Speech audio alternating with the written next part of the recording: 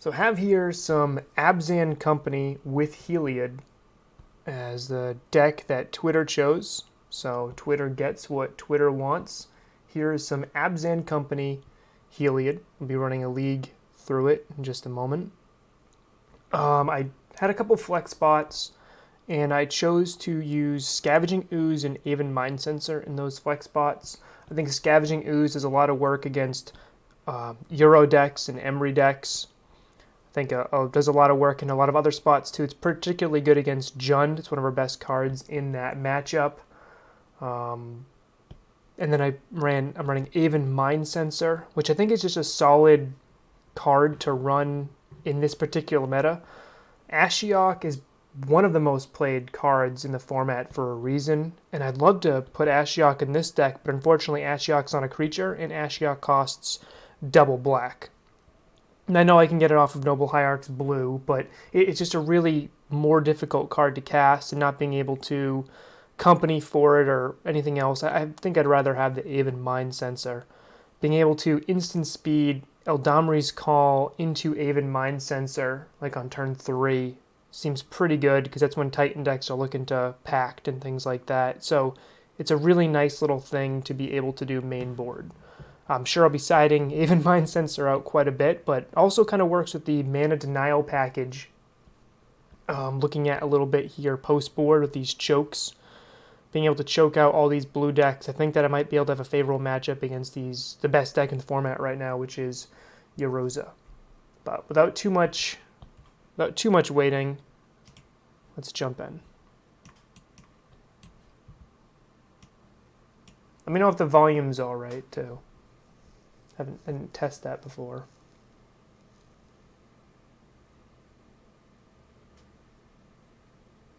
And thank you for the follow, Horny Vegan.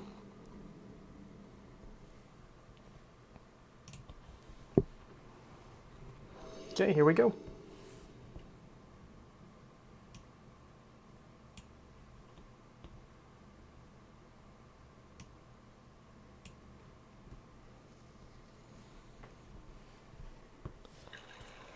So turn 1, I'm on the draw here. So turn 1 Dork, turn 2 Dork E-Call, turn 3 Collected Company. It seems like an okay hand. Not great against Jund, especially if they turn 1 Thoughtseize, turn 2 Run and 6. Like, I just can't beat that.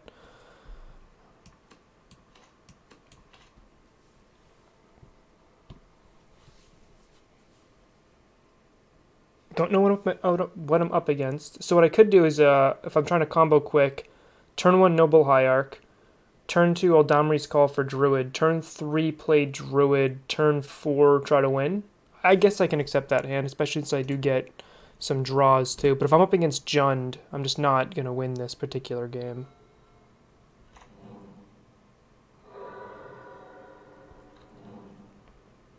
Misty into Breeding Pool. Okay, we're up against Uroza here. Does my life total matter? I think it does, so I think I'm just going to fetch the basic. Plus, I would like to, with this many lands, I would like to thin my deck a little bit too.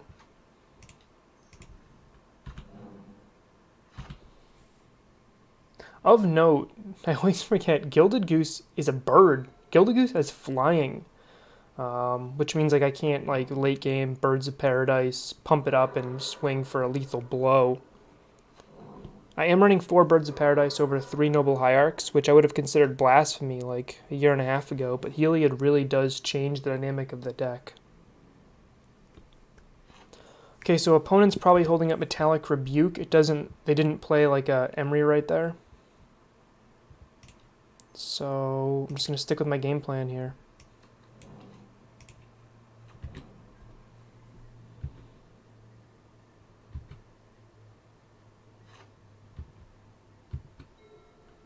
I'll be able to E-Call my opponent's end step. If they counter that, then I get to untap with Company, which is exactly where I want to be. Yep.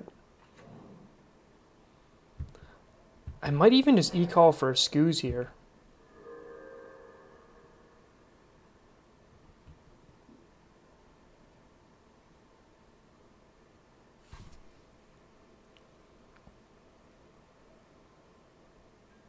are still holding up Metallic Rebuke.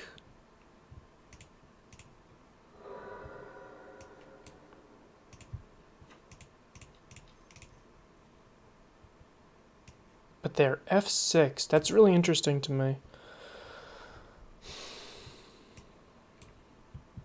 They have 4 cards in hand. So if I grab Scavenging Ooze here, I can untap with Scavenging Ooze, holding up the 3. So I'm playing around Metallic Rebuke, and then I can eat the Euro. I like that a lot. And then I can still Coco at some point. Or I can grab a Druid and try to win next turn if my company hits exactly a Vizier and something. I think I'd rather just play it. I can slow play this a little bit. They're not really pressuring my life total at the moment.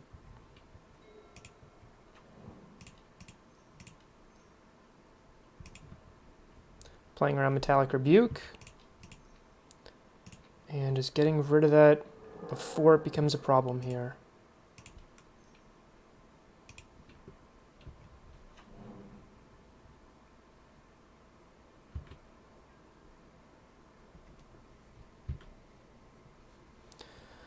Engineered Explosives on 1 would be a little painful at the moment.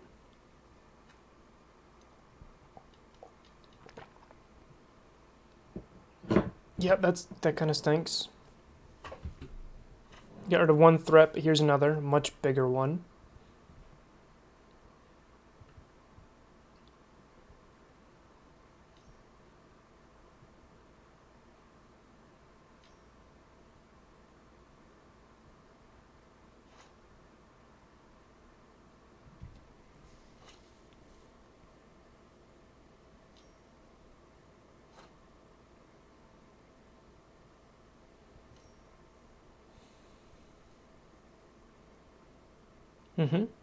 There's that EE on 1 I was a bit worried about. It does kill their own goose, though, which is kind of nice. They should probably make a food first, yep, and then use the food to blow up the EE and still have the construct up.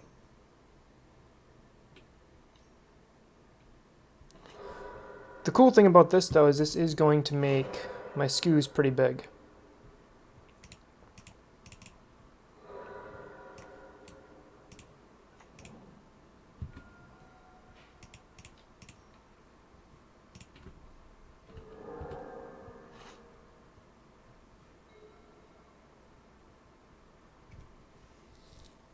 I can Coco, or I can make skews much, much bigger. I think I'm inclined to Coco here when my opponent's tapped out.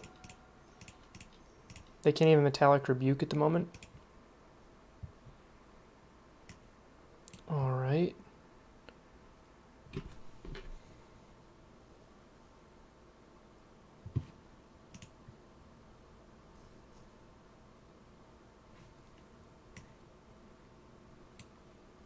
I think I want Druid. I have the Vizier in my hand, so that'll be nice. And I think Carrion Feeder because they have the other 2 pieces here, but I am expecting my opponent to have some sort of removal.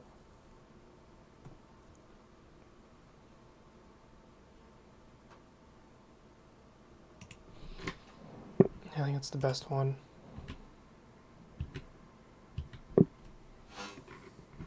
It's arguable I should have attacked first and seen what my opponent did, but I wasn't really trying to win a super fair game. Skews is always just a stopgap, and I think I'd rather protect my own life total here. I think my opponent does have the advantage on the board right now. But if I get to untap here, they'd also be winning that race too. Like if I swung in for like 6 or 7, they untap, swing for a lot more than that. Yep. And then they can always eat those food tokens to gain a ton of life, so there just wasn't really an advantage to trying to race. Yeah. So they're holding up Cryptic, 1 card left in their hand.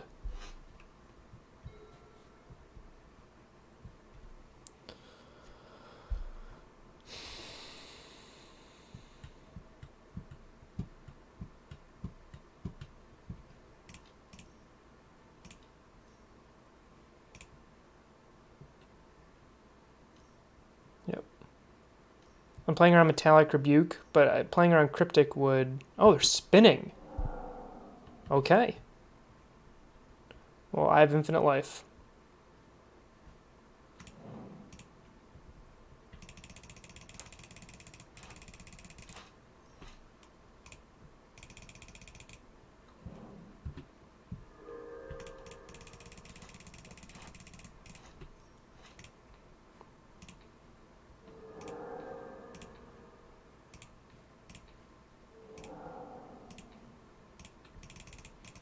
Unfortunately, my opponent's not dead, but they do have to block pretty hard here because I do have that carrying feeder.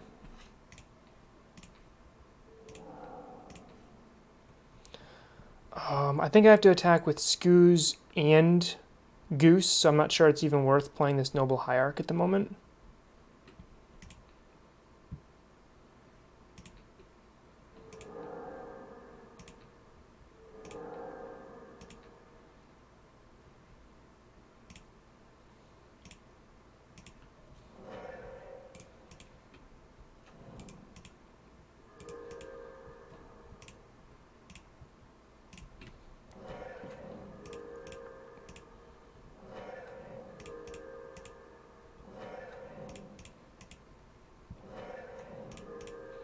So I get to kill my opponent's Urza.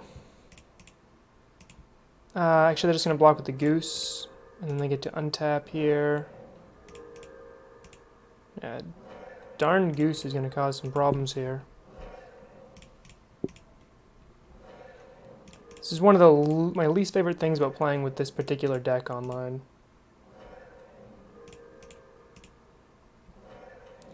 Like in paper, I'd just say I have a 10 million, 10 million, I'm at 20 million something life, but my opponent cannot deck me. Well, I guess they can with the Cryptic Lock, but without that, they're not going to be able to deck me. And the Cryptic Lock is removed by the Skoos.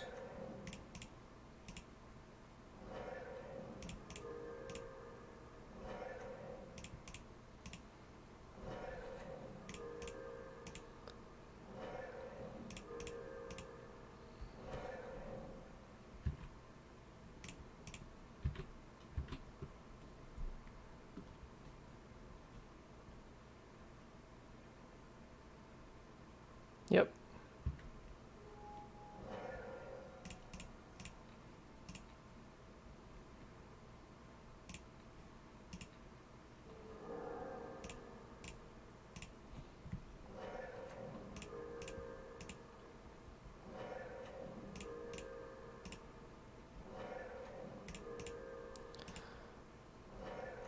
Don't know if my opponent has like a Tormod's Crypt or a Cryptic Command or something. I don't want... Actually, they don't have Cryptic. I don't know what the last card in their hand is, but if it was Cryptic, I wouldn't be comboing right now. Metallic Rebuke is something it could have been, as I did play around that instead of the Cryptic.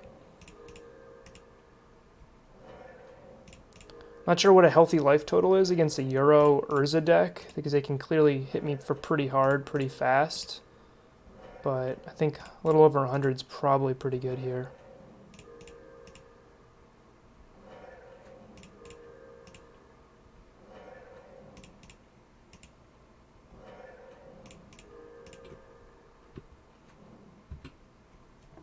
Okay.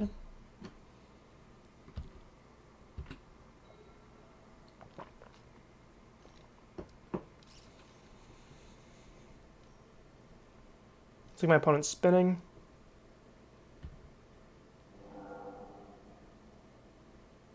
Of note, you cannot sacrifice the food tokens if they're already tapped. It's not like they're clue tokens. Killing Vizier. I'm just going to make a bunch of mana so I can eat their graveyard after.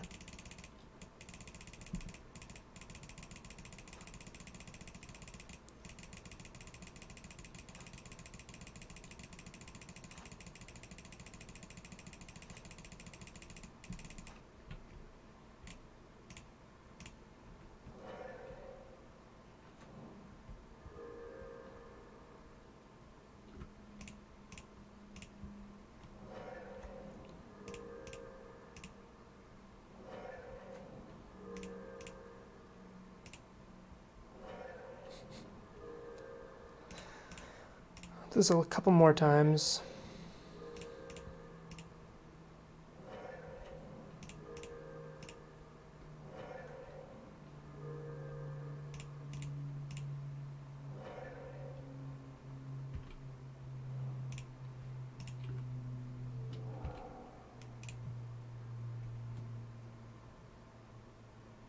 It's actually a pretty good spin from my opponent there.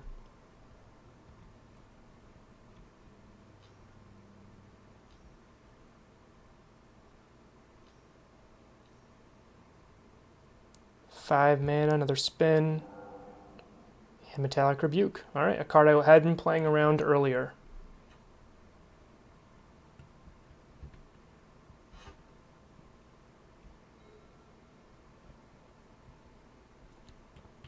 Okay, I can make my Skoos into a 10-10. In doing so, my opponent could double block with the constructs, and that would be pretty bad for me. I think what I just want to do is maybe just attack with a feeder. They are drawing way more cards than me per turn right now, but I get to kill one of their constructs each turn. So that might be okay.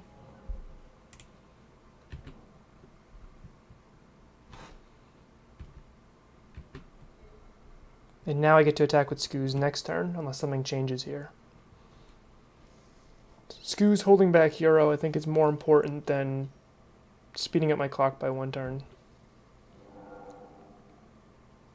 Okay, there's another blocker.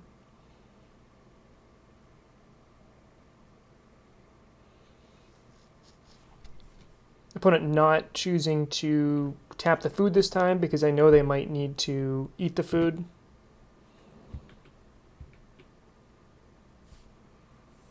Not bad.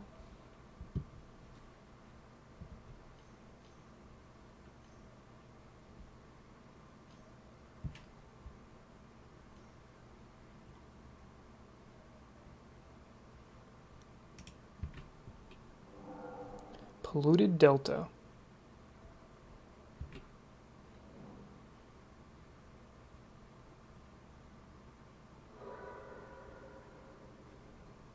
Okay, they get to see what I draw.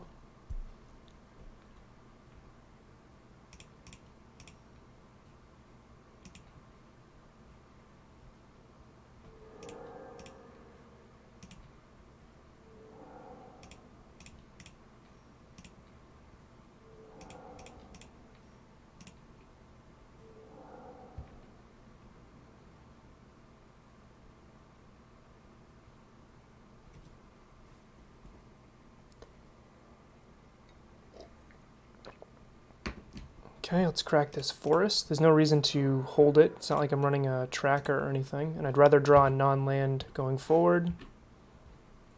So my opponent also does not know what I just drew. I do like that.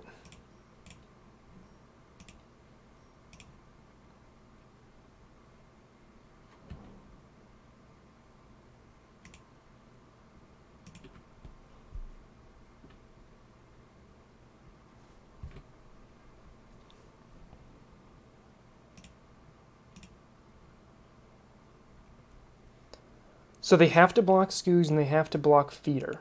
So if I block Finks, they could always just block Finks with the Urza, which is probably what they do anyway. Chump block the Emery and the Construct. So it's not like Finks is going to get through here. So I might as well just keep Finks back. What I could have done is I could have made a 2-2 Ballista. Maybe that's what I should have done. Maybe I should have paused for a moment, made a 2-2 Ballista and killed Emery, and then forced them to lose their Urza. I think that was the line. I should have done that. I was valuing holding up green mana. I think maybe a bit too much here.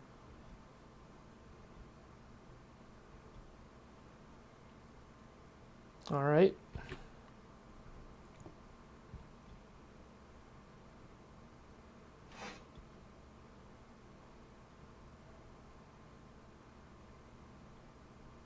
I think I want to definitely land this Ballista, so I think I'm going to save the Ranger Captain so my opponent can't counter it.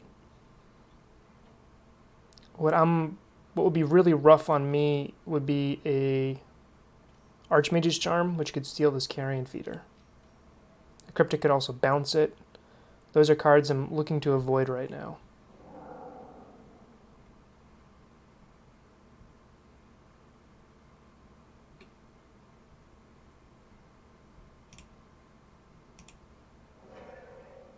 Okay.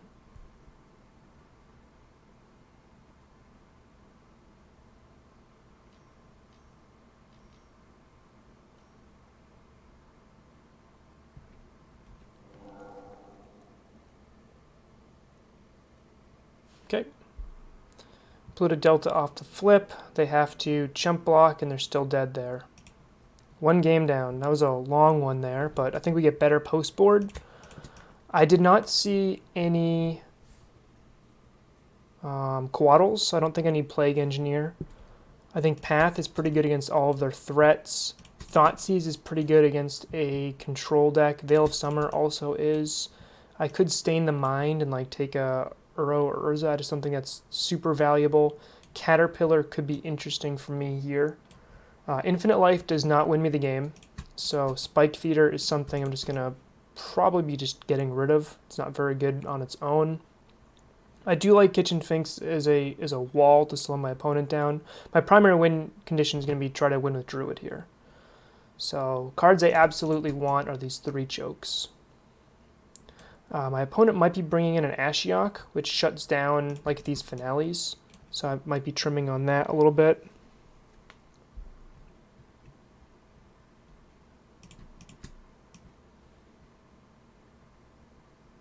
Looks like I have 11 cuts. That would be 10.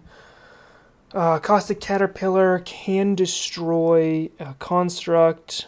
Can destroy food. That's really lame. A Pithing Needle, naming Druid, so that's a reason to bring the little caterpillar in.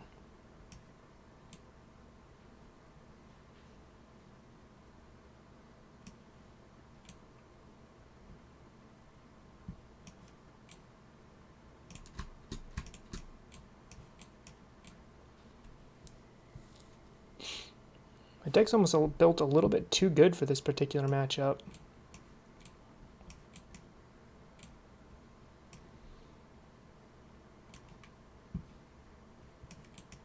I think Scavenging Ooze is by far like my biggest threat here. My best card. Would I rather have 2 Finks or like another Path here? 40 seconds. Let's see my creature count.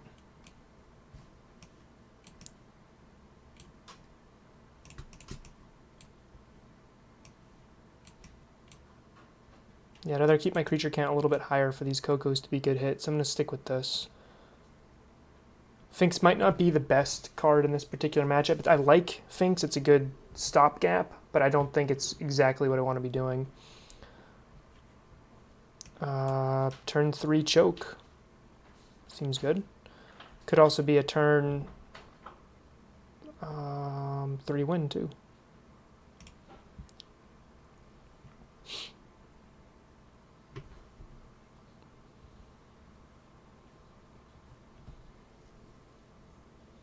I know a lot of people have been playing with the Thoughtseizes like main. I know that's what Garrett's doing right now. I'm just not sold on it. I actually also saw Caleb Schur playing with the Thoughtseizes main. It's not a Coco hit. It's really rough on the mana. It doesn't help your bad matchups that much, I don't think.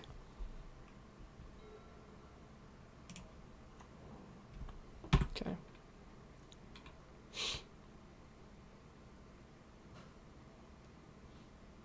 What terrifies me right now playing like a Uroza style deck is Choke, and how good Choke is right now.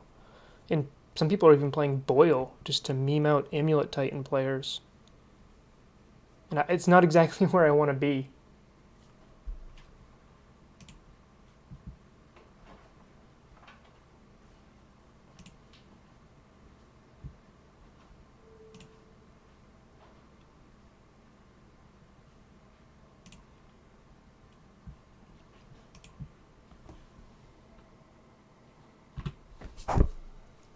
Opponent didn't use the Bauble. It signals to me they have an Emery.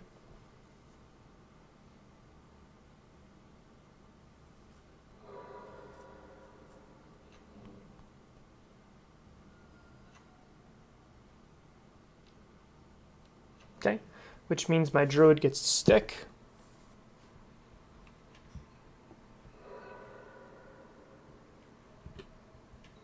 They targeted me, they know I'm drawing this forest, so I'll just play that. And just play a Druid. So if my opponent taps out again, I'll just E-call, play Vizier, and then I get to Coco and Choke, and that should be pretty close to game. I'd be surprised if they didn't grab the EE, put it on 2 here.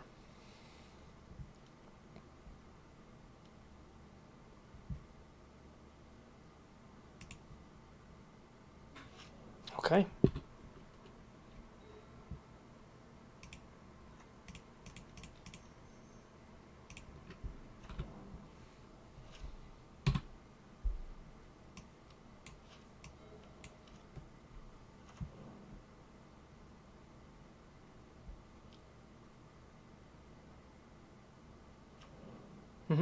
Opponent gets to bobble all they want, but I have locked their lands out a little bit here.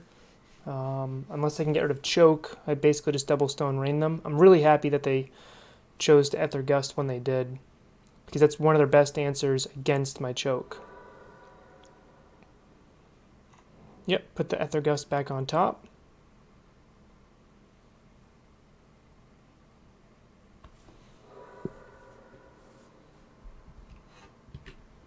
Now they have to choose if they're going to Ether Gust my Druid or Ether Gust my choke. I can Coco here. I think I'm going to Coco. I think I'm going to Druid, E-Call, and then do the Coco.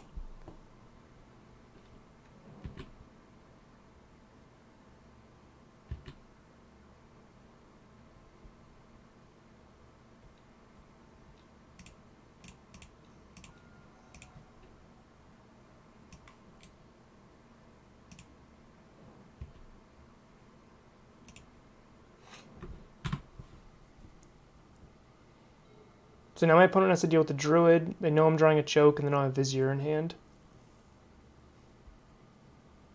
They can go EE on 2, but that would tap them out for the turn, which just lets me replay the choke and put them in a bad spot. So unless they have a Cryptic, I think I'm doing okay here. I guess Archmage's Charm also works,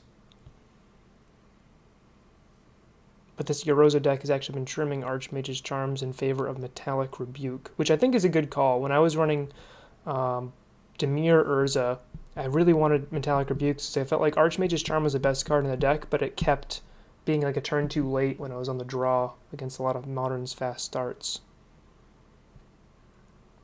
Opponent naming EE as a card they can rebuy. Ashiok. Okay. They chose to mill me, which I think is generally a mistake, but they did get rid of the choke there, which is why I think it was a good call. But they didn't deal with this Vizier Druid combo they knew I had.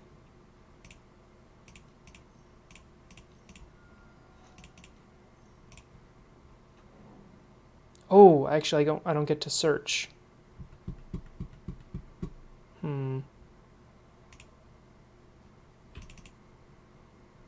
Opponent conceded despite the fact that the Ashiok in play. We'll take it. We will take that all day. So what I was going to do is Coco. I was going to be able to Ewit and Scooze, erase my opponent's graveyard, and then I was going to Coco again.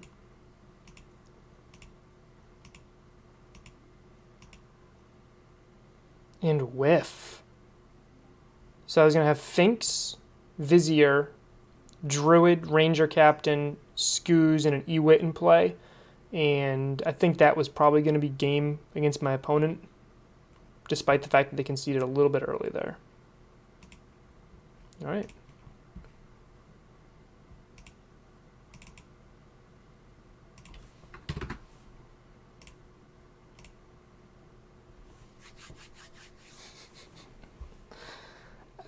I played it because I was like, oh, I get to play this. That was a mistake. I shouldn't have played the Ranger Captain. I think what I should have done is just start with the Coco and then see what the Coco hits. So it would hit the Ewit, buy it back, Coco again, and then I would still have the Horizon Canopy to draw one more card. I think that would have been a much better line than playing Ranger Cap. Although just having Ranger Captain in play, being able to stop a lot of my opponent's shenanigans is pretty good.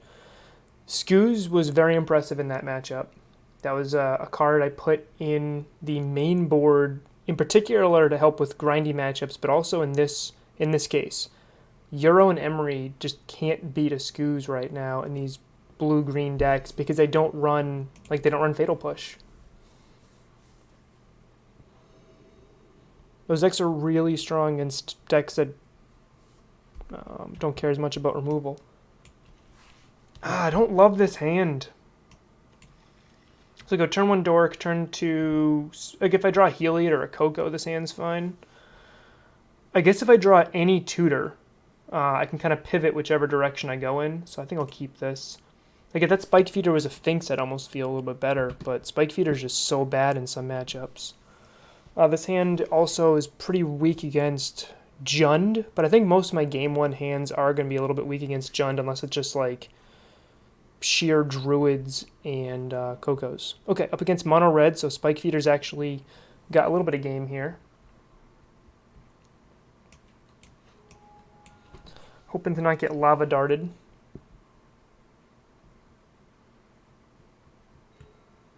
That's not a good draw.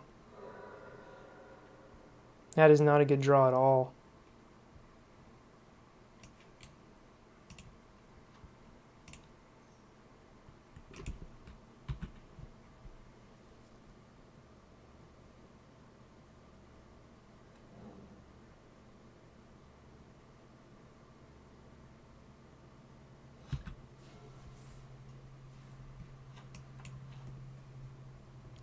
I guess I have blockers for days here.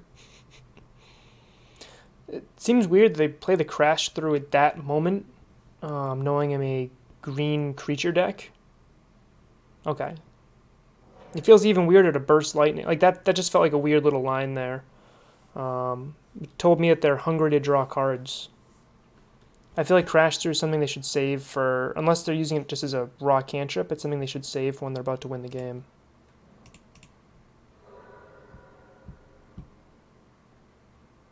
So I believe if I grab the snow-covered plains here, and then any top deck land I get except for Godless Shrine will let me play the Spike Feeder.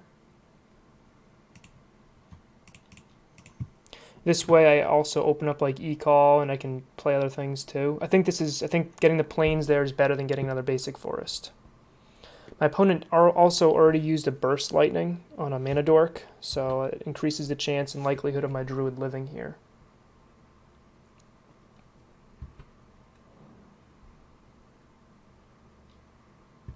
Yeah, I don't care about Crash Through. So maybe what I could have learned from them playing the first Crash Through there was they were just looking for a Lava Dart draw card type card, like deal 1 damage, draw card.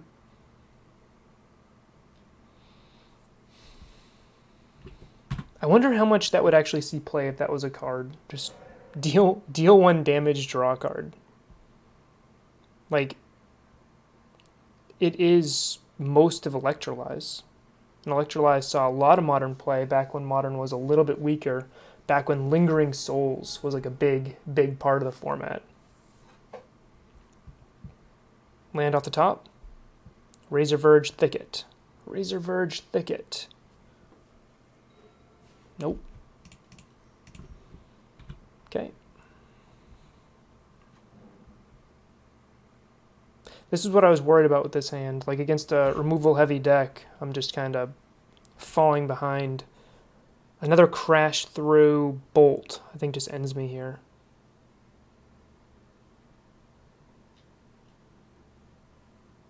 Hard Cast Light Up the Stage. That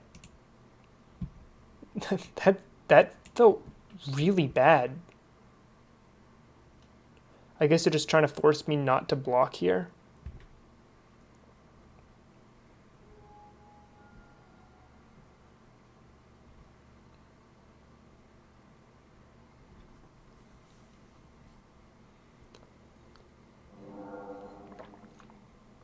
Another Crash Through, a third Crash Through, and a Burst Lightning. Okay. There's my land. I have 1, 2, 3, 4, 5 available mana. They have the Soul Scar Mage, which wrecks my Kitchen Finks. I don't love that. And they have the Crash Through, which also kind of wrecks my threats here. think...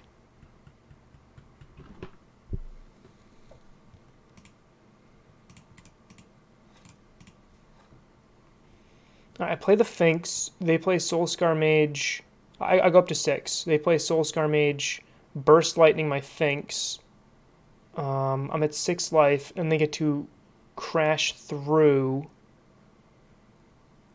These will be 3, 6. I think I have to play the other Druid and then block with 1.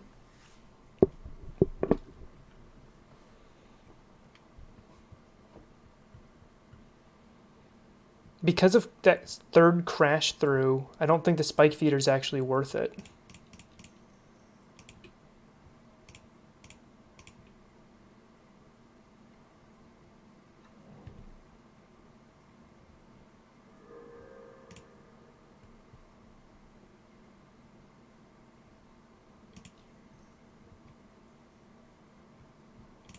I'm dead to Lava Dart anyway. So I'm just going to put the other Druid in play and then block with the O2 Druid.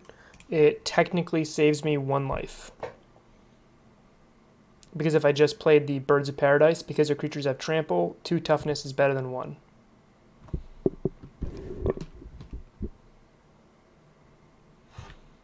And if I'm not dead, I get to untap, and I get to untap with 2 Druids. I can play both Spike Feeders next turn and kind of rebound from this.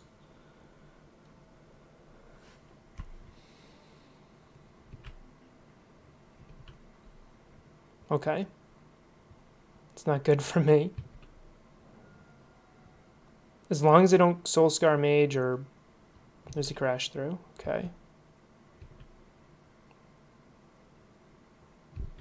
Soulscar Maging my Finks just leaves me completely dead. Am I dead right now? 6... 4... Yeah.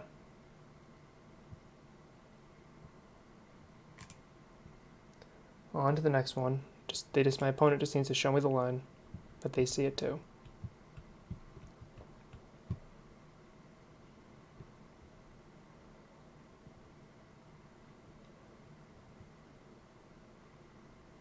I guess that works too.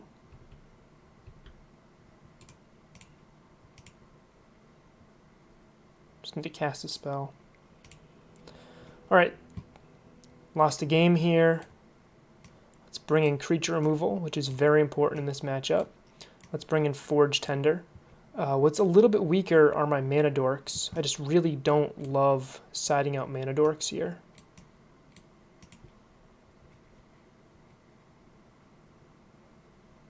Given Mind Sensor's really weak in this particular matchup, and I have 4 more cuts.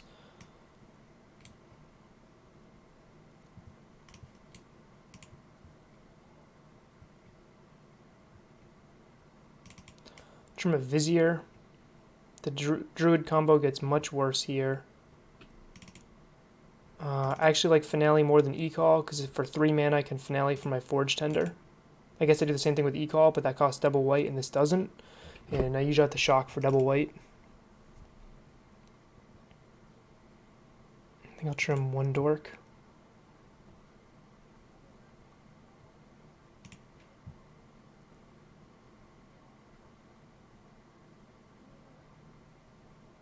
I do like Ewit here. Ewit being able to buy back like a Path to Exile is really, really important. It was actually my entire strategy built around beating the old Izzet Phoenix decks at the Abzan Company. It was basically concede game 1 unless I could cheat out Infinite Life, because the early builds of Izzet Phoenix couldn't beat Infinite Life. The later builds that used Pyromancer, Ascension, and Thought Scour unfortunately could. But then I would, game 2, just remove the Druid combo, be in a control deck which ran like a bunch of Path to Exiles and like 4 Ewits, 4 Path to Exiles, and just remove all their Thing in the Ices until eventually Kitchen Finks won the game. And it worked. It was pretty even post-board. The problem is that game 1 was so abysmal that it didn't matter. Like, game 1, I had like a 10% chance of winning.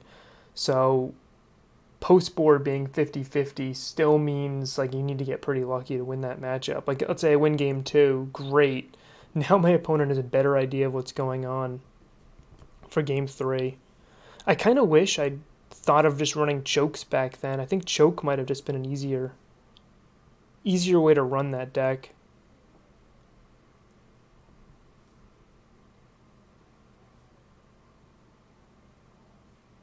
Because I don't think Izzet Phoenix can really beat a choke. Not unless they already have like something good on the board. Yeah, let's play first. So 2 lands, one of them can get me a Forge Tender. I'll keep this.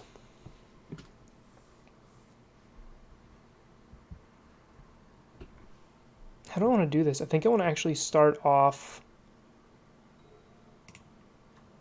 with a Dork, not the Forge Tender.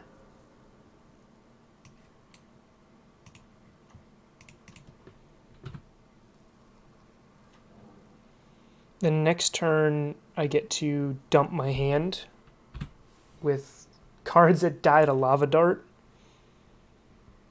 Because if they go turn 1 Swift Spear, I'm only losing 1 life here. Ah, Lava Dart is so good.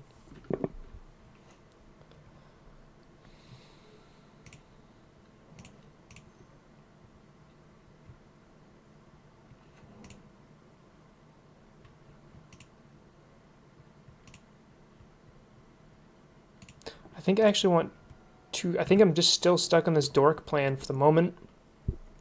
I want one of them to stick. And then I can drop a Heliod and have Forge Tender and Heliod and try to eventually finale for a Spike Feeder.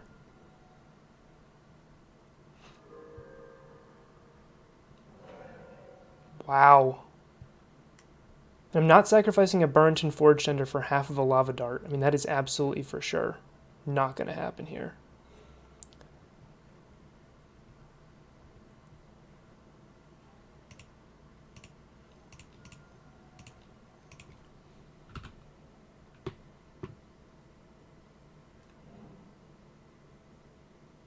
Part of me wanted to put the Finks in play really badly there, but I get a little bit more value sequencing it this way. And my opponent has been not really, they've been definitely playing control route this game, so I'm okay playing a little bit slower. Like I'm at 17, but I've dealt all 3 of that damage to myself. They haven't even put a threat in play here. Manamorphosing main phase without a... They're just digging for a threat. They kept a hand with double Lava Dart, which is pretty good, but... There goes my bird.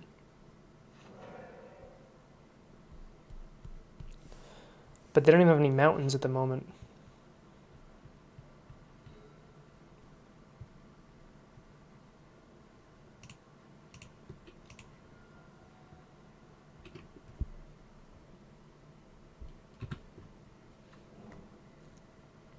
And I just need to draw a land, any land in my deck, and I win the game. Unless my opponent's got some instant speed removal, which I can try to play around. This is one reason why I like running... I would like to run 22 lands. My original list did. I think it's so important to be able to hit your land drops.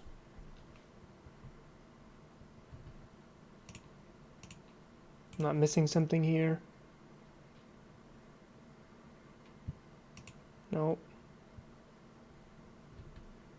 If they did that main phase, I probably would have let that happen in case they had Stomp or Skullcrack, but they played the Steamkin first, which I think was a mistake. They're also tapped out, so now they're just dead. I do get to shock here, and I think I'll take the Godless Shrine.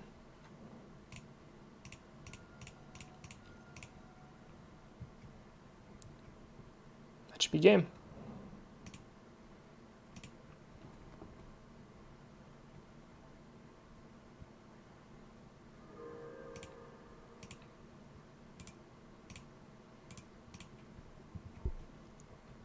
This is one of the faster combos to do here.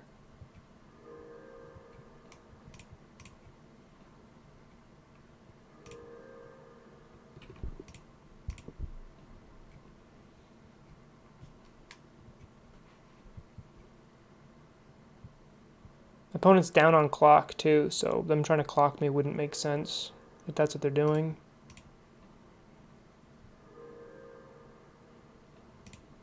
They're not even F6ing, they're still using clock here. Alright.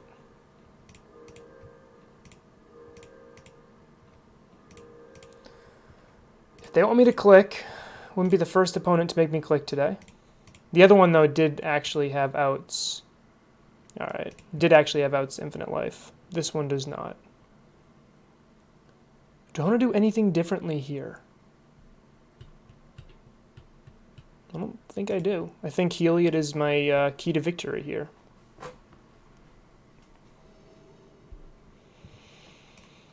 I actually like this hand because I get to go turn 1 Dork, path a threat, and then Ewit back to path. It's like I would keep this as a 6 with 1 less land. So this hand is an alright 7. It'd be a much better 6, but I don't want to get too far down here.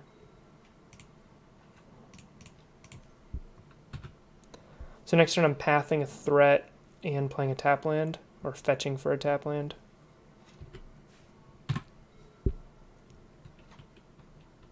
Drawing another land was not what I was signing up to do there, but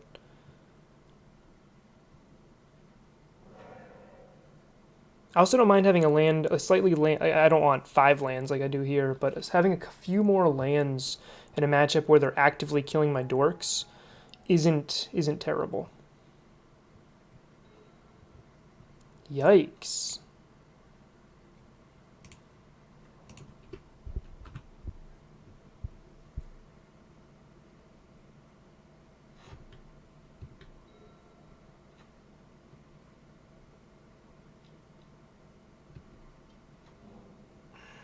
That stinks. So I guess I have to path the Kiln Fiend instead.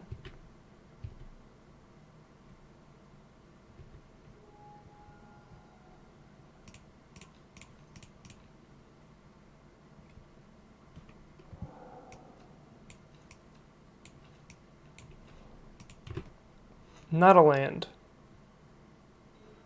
Alright, not a very good draw, but it's not a land. That's what I asked for.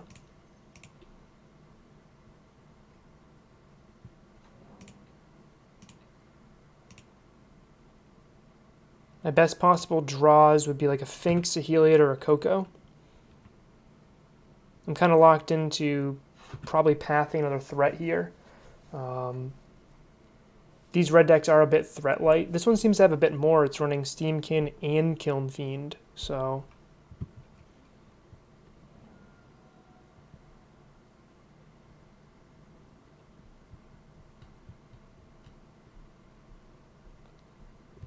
I'll let that through.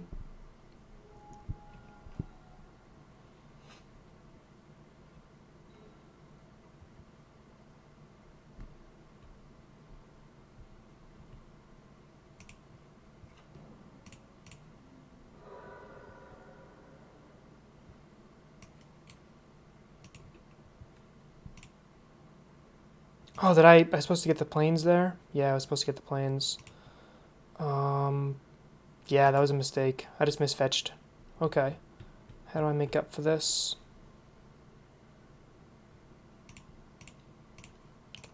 Play Vizier and Path instead. That was clearly wrong, though. What I should have done was use the Windswept Heath, fetch the planes, and comboed with Path up.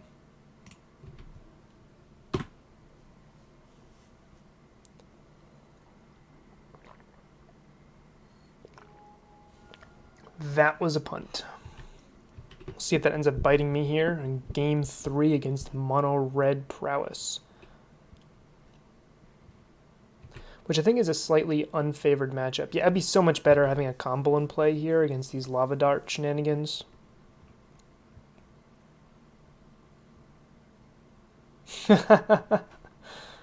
Oh, opponent. You didn't read the card. Lava Dart with Soulscar Mage against Vizier doesn't do anything.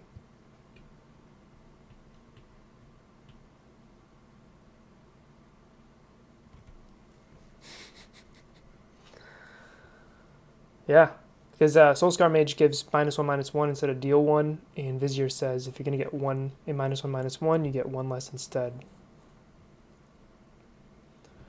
They're even playing, my opponent punted even harder than I did, because they're even playing into my path here, because now I'm kind of like lined up to path one of their threats. And they just gave me a better threat to path. This is fine.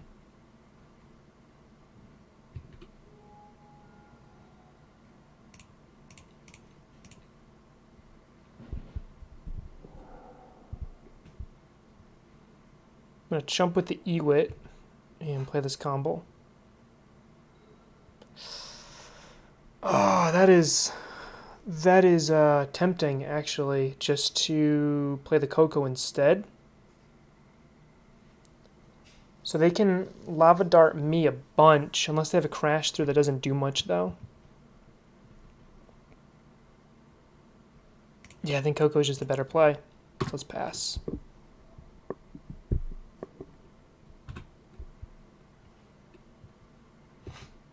Could have Coco'd right there, and if I happened to get exactly combo, I could have just won, even through the Lava Darts my opponent had because of this interaction here.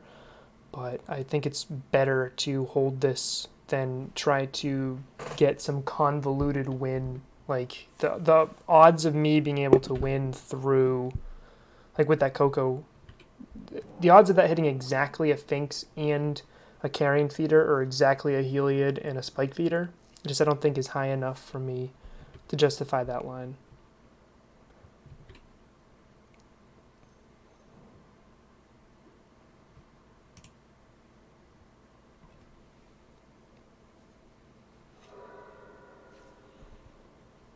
Lava Dart targeting me? Sure.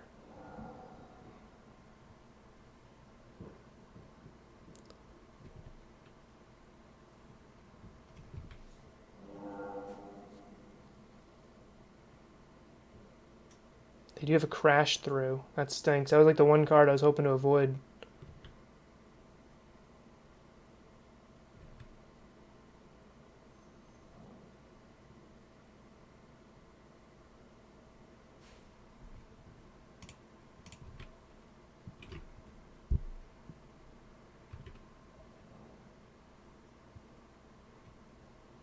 Let's hope I get like double Finks.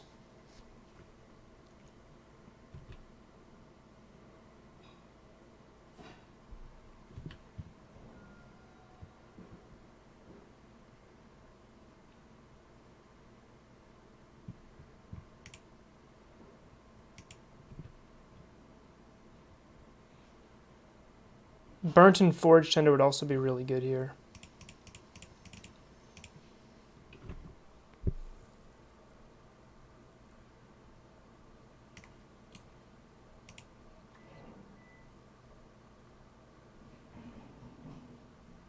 Yeah, I think double Finks is the answer.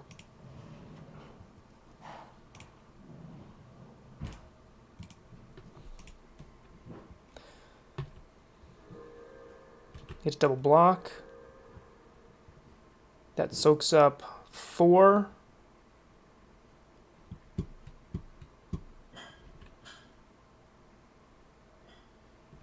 Do I still want to double block here?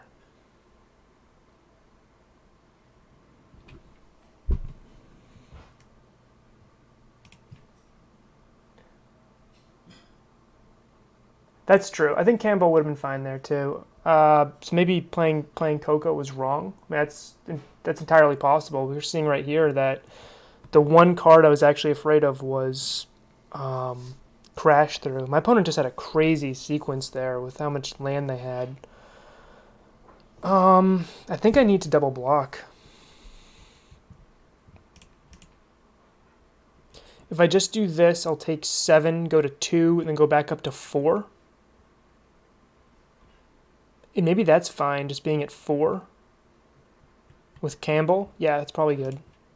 That way, if I top deck another Coco, I can still try to win. Yeah. Hey, Kevin, how's it going?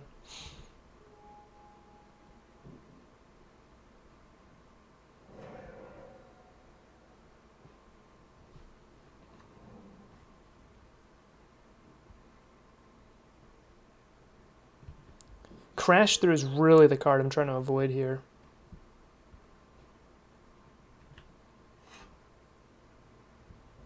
Coco. Oh man, I've drawn so many lands this game.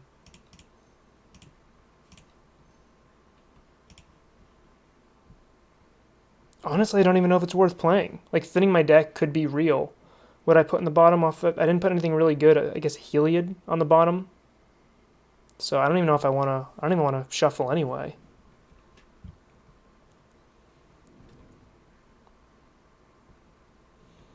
Opponent with 3 cards in hand. Oh yeah, Steam Decker is not updated. Sorry about that. Hey, Jumijan, how's it going? This is game 3.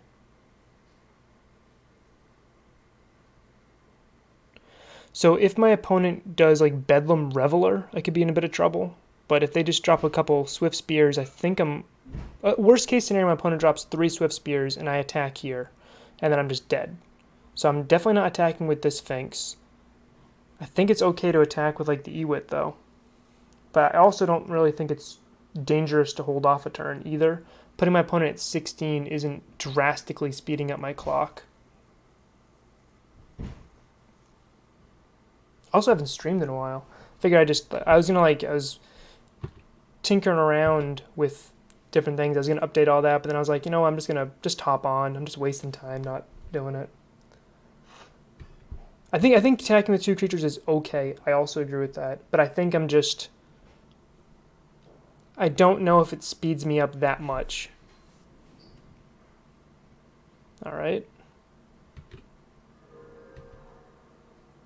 So I might as well just F6 here. There's nothing I can do. They had the Bolt, which perfectly handled the combo. I actually think I would have been dead last turn if I did or 2 turns ago, instead of Cocoing, if I had played combo, because they had that Bolt. So I think they could have just bolted the combo, and then I think I would have just been dead.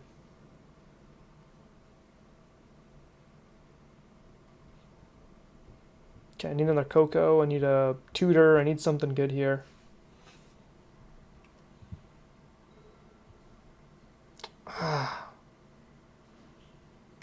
I do need to win eventually, but I'm not exactly like in a good spot here.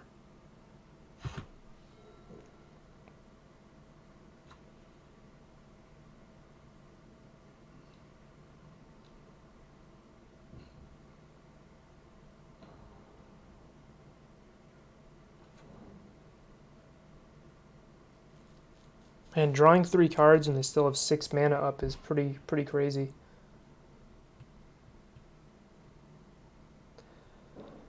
Maybe I should have attacked with just the Ewit there.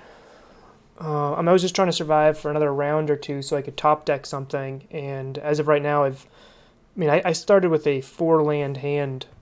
1, 2, 3, 4, 5, 6, 7, 8, 9. I've drawn 5 lands and 1, 2, 3 non-lands. I mean, how are you going to win that game there? I think so far this game I've drawn 5 lands and what was it, 3 non-lands? The Coco, the combo. No, just the Coco and the combo. Because my hand was Bird, Path, Ewit was my opener. I got the 2 Finks off the Coco, so it's just been combo, Vizier, Coco. I've drawn 3 non-land cards this game. I'm not going to win that.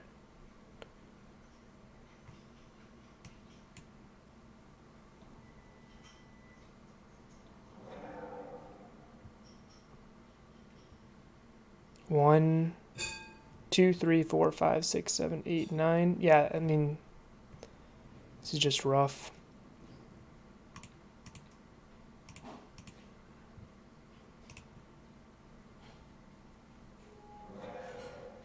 Fall to 4 with a bad part of a Finks in play.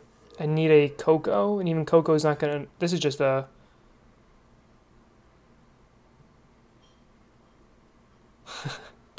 too many bad draw steps here. Thanks, Kevin.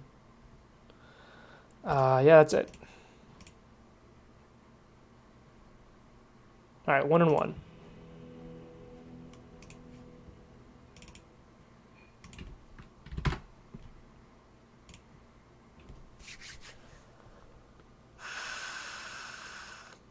Yeah. So I kept a hand, which I think I will argue is correct. It was Dork, Ewit, Path, 4 lands. It's not a very good 7, but if that was a 6 with 1 less land, I'd be completely happy with that in this matchup because I get to kill 2 threats with the Ewit Path. Also, I prioritize having lands over dorks in this type of matchup because my opponent's killing my dork so quickly. So having being able to cast Coco just off of my opening hand is pretty good. What I can't accept is drawing 5 lands after that to 3 non-land cards. I can't accept that.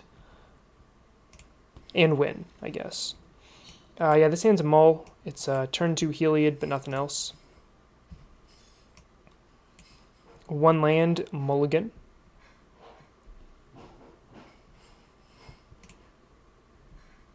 One land, but I'm at 5, so I will keep this. I'm going to keep the land and the bird.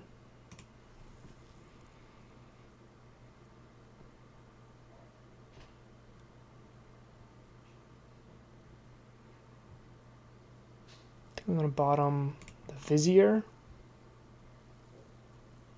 and the Feeder. And now I'm looking at a couple different options I can kind of take off from here.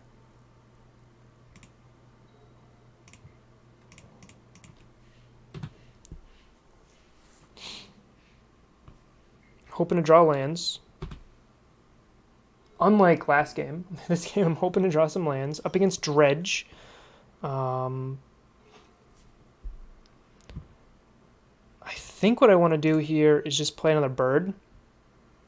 And then Heliod, and then if I draw a land, I can try to win with infinite life, like a turn later.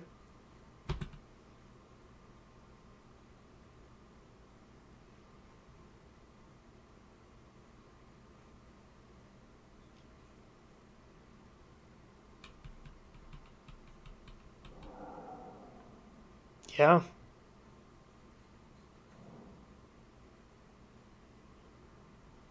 It's not a bad hit.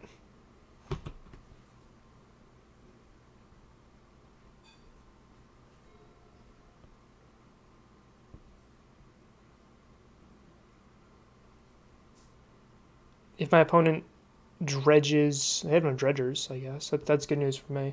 But if my opponent dredges like a Conflagrate, I can play the Ranger Captain and try to play around that for a turn. There's the Conflagrate. So next turn they get to kill my dorks. So I'm in rough shape here on my mold to 5. Land is what I need.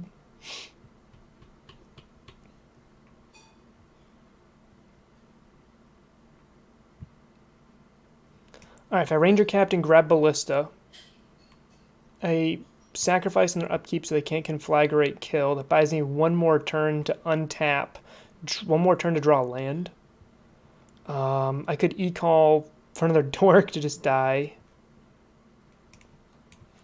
Yeah, I think I've got to play the Ranger Captain. I think I just need to last a couple more turns. Kevin, thanks.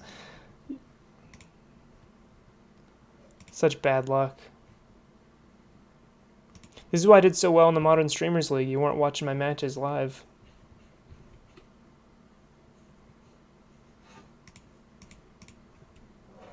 Okay. Hey, Meanie Fanny Pack. Welcome aboard the Doom Train. Thank you for the follow. Our next stop will be hopefully finding a land. And then we're going for some evil. Alright, we got the land. Now I can finale for 2. Right? I mean, so if I finale for 2, I get Druid. They can discard, kill Druid and my birds. So that doesn't actually win me the game either.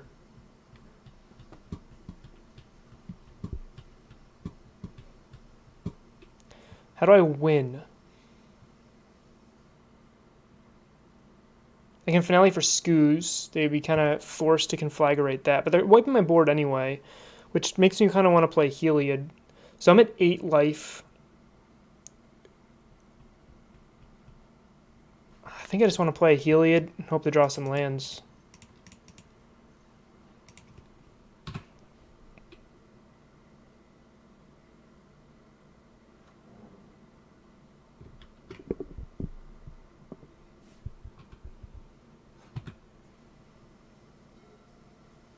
If they don't Conflagrate my dorks, I still don't win. I think this game is just over. I think I'm at like 5%. The first thing I need is them to not Conflagrate my dorks, because if they do, then even Coco is like a bad top deck.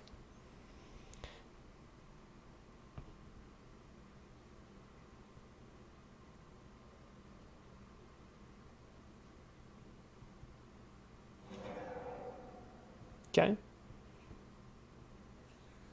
Let's put me down to 4.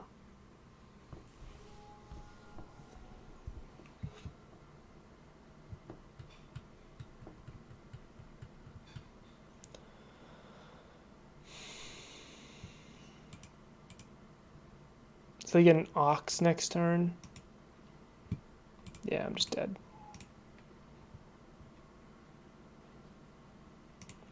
Alright, I don't have a ton against Dredge. I can bring in Thoughtseize to try to slow them down a little bit. Forge Tender's okay here.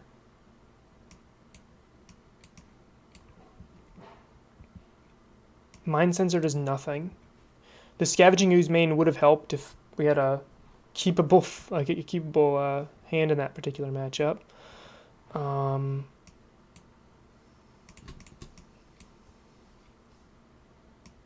Engineer is just okay.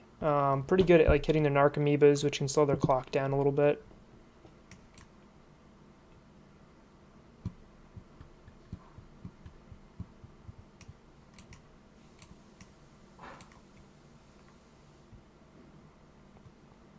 Overall, this matchup's actually pretty good.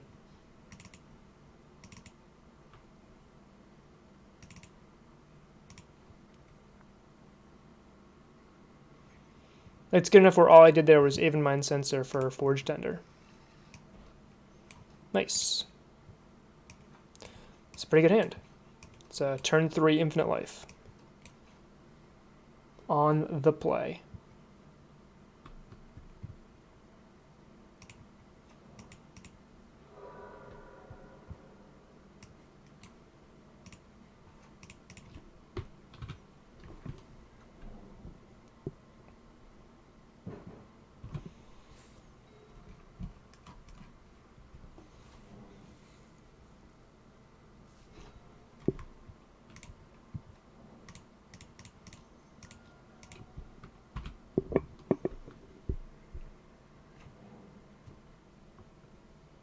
Next turn we go Spike Feeder, Infinite Life, and that should buy us enough time to try to win with something else, or my opponent will just concede. One of the two.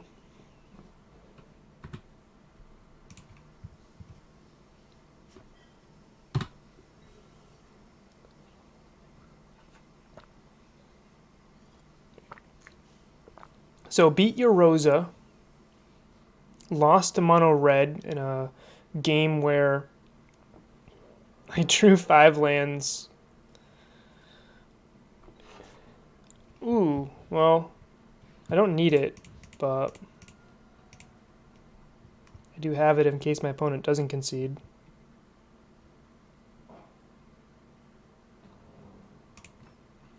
All right.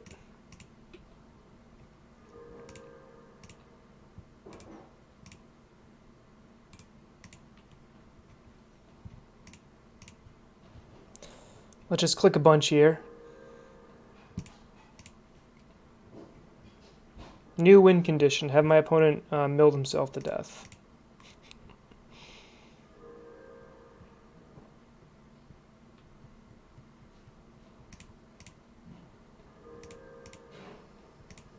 It's always nice when my opponent finally hits the F6 button. It's like if you're gonna make me gain the life and not concede, then at least F6. It's just extra frustrating when they don't. It is a mean thing you can do to someone who's like timing out. It's just like do intermittent priority checks.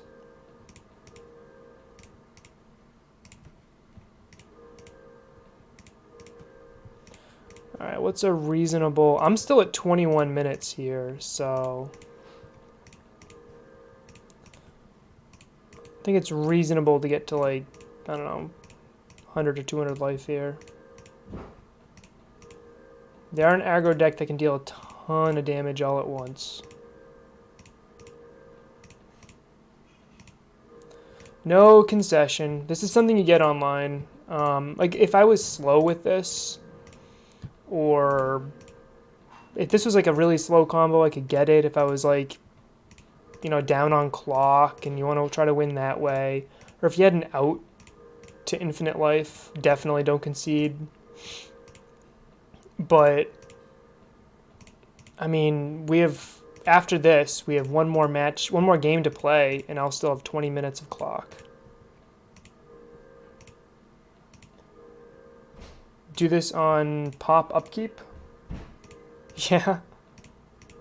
Just to send a message. All right, there we go. Like, what are they waiting for? I was actually just gonna do it till 20. Some real exact science there. I think I like this hand, or like this configuration. Yeah, I could have done that.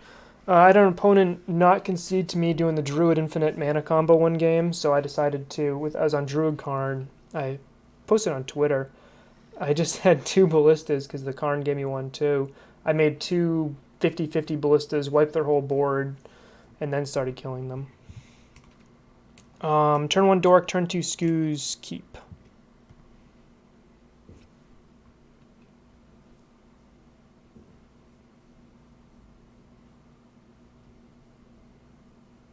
Maybe. I mean, also just maybe just checking to see how much I gain. Like if I stop at like 50 life, that's reasonable for them to beat, you know? Opponent mulled to 5.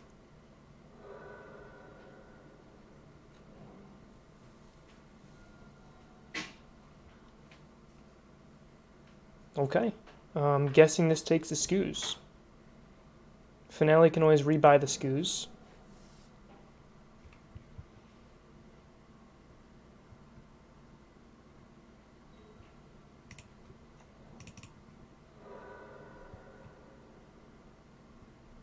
I think I want to shock here. I'm like really tempted to, but I am playing...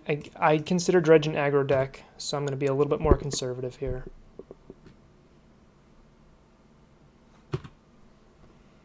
What outs could Dredge have? I guess they could be running Ashiok in the sideboard, and they could mill me to death. That's an out. But usually they mill themselves a little bit faster. Okay, they Stinkweed Imp, Stinkweed Imp. That's a pretty good one. Conflagrate in the bin. Oh man, if I had that Scoos.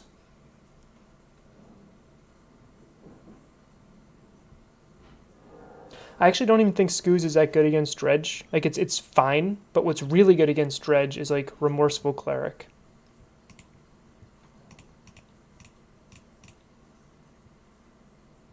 Let's go Finks. And then I'm going to Finale for... Like, my goal is Finale for 1. And Vizier. So, a couple turns off that.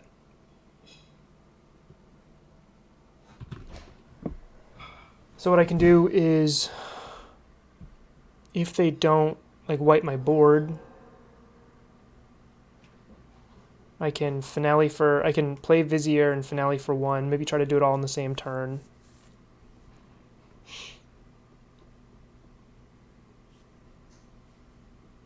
Assuming I can Conflagrate. Yep.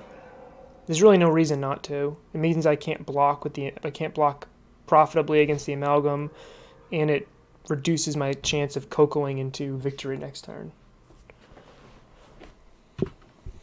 Remorseful Cleric could be so good right now. Like, my opponent has no hand.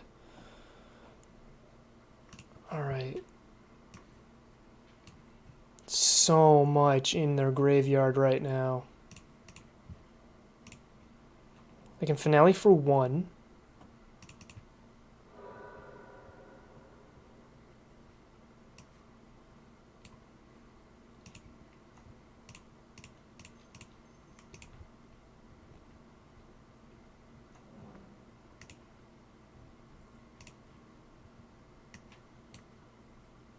Don't Forge Tender or Ballista here. If I Finale higher than 10 and get Ballista for 0, does it get the pump? Yes, Ballista would be a 0/0 that has plus 10/10 until end of turn. So yeah, it does work that way. I think I just want to grab the Ballista because I have the other pieces here.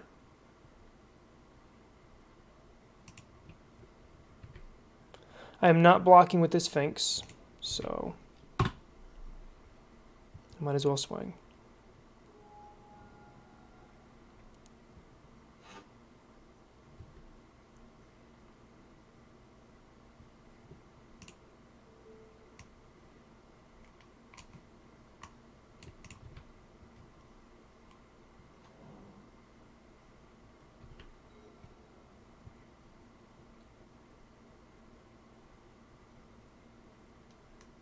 Opponent doesn't have a land.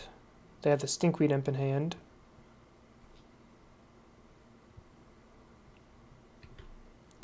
I think I'm just going to trade here.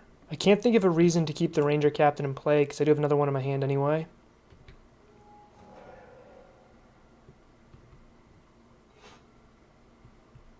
Okay, so I can Finale for Druid.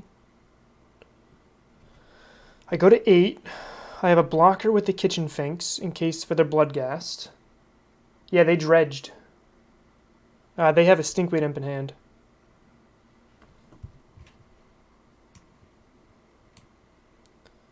Because I actually just double checked that too. Where is it?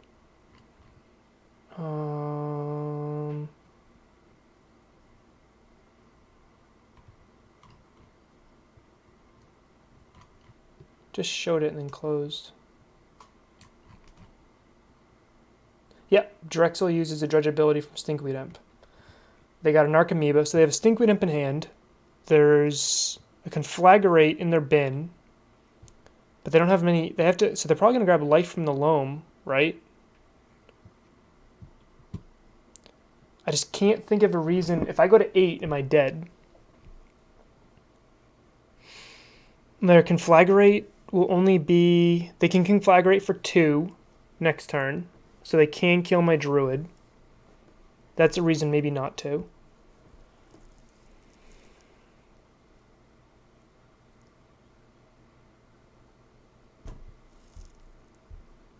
They dredge back Stinkweed Imp.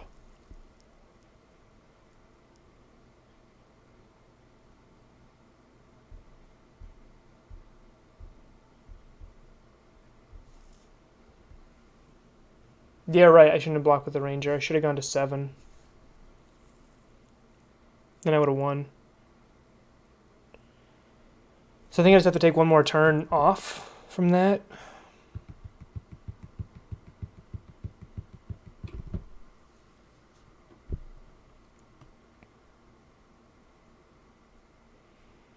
Yeah, I think I'm going to shock, go to 8. Ranger Captain for a Dork, play the Dork. And they're going to Life from the Loam. Yep. They're going to Life from the Loam, right? And then they're going to set up for a Conflagrate to kill me. And they're going to put into play a ton of creatures. One, actually just an Amalgam and 1 Bloodghast. And then I'll still have the 3/3 in play. And then I'm going to Finale for the Druid. I think that's the line.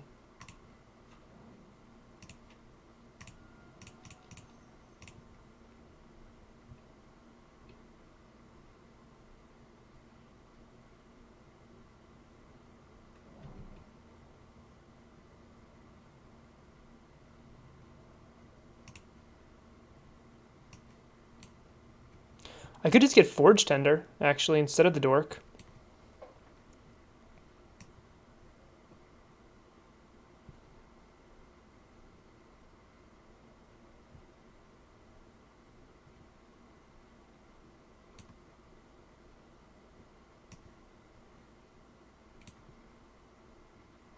Yeah, there's a good chance I'm dead here with their 2 outs. Yeah, I'm gonna grab the Forge Tender. It's an extra blocker if I need it to be, just like the Dork was.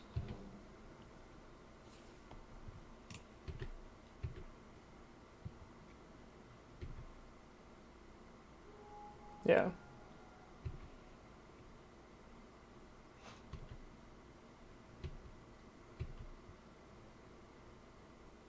They Dredge Stinkweed Imp again. Why aren't they picking up the life from the loam? That's what I just don't get.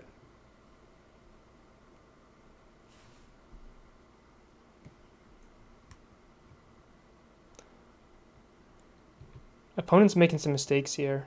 I mean, I know I did as well, but...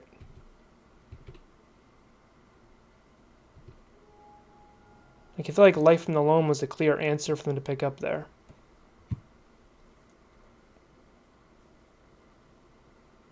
You don't have attack because of Bloodghast? Well, I was going to block one Bloodghast with the Ranger Captain anyway.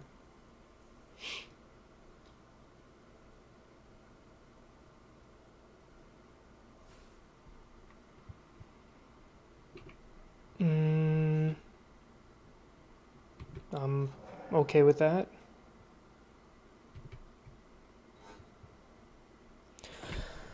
Maybe a change of plans here. I could Spike Feeder and then hope for a land and then win with Heliod. Like, what's my opponent's play right now? There's nothing in the graveyard I'm terrified of. Yeah, opponent is definitely making some serious mistakes here. I'm going to Finale for Druid, and then I just protect Druid and win. Yeah.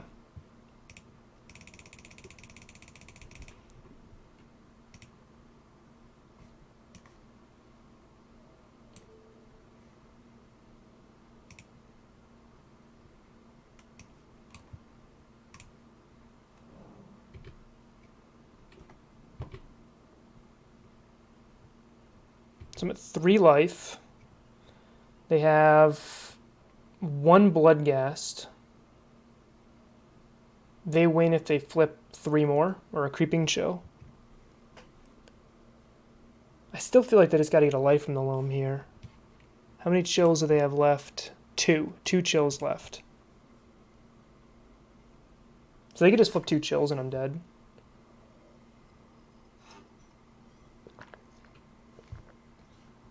Oh yeah, that's what I'm gonna do if that's the case. Let's see what the chill, they might be doing that line. I might just go imp just to try to get double chill on me. I can't stop the chills. Okay, so they are doing life from the loam and they get a chill, so I'm just dead. Didn't matter.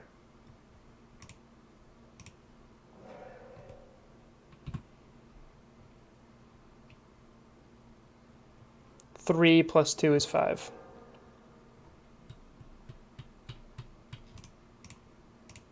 Yep. Kevin, I'm never lucky when you're watching me. Alright, gotta win out.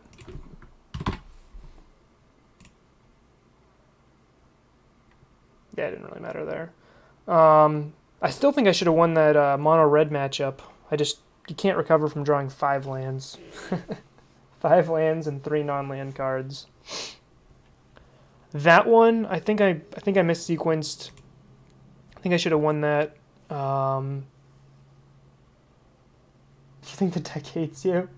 Yeah, the Dredge is such a good matchup. Game 1, it was a mold of 5. Game 2, we beat them handily. In Game 3, you just saw Game 3 there. I definitely missequenced that. I shouldn't have traded with the Ranger Captain.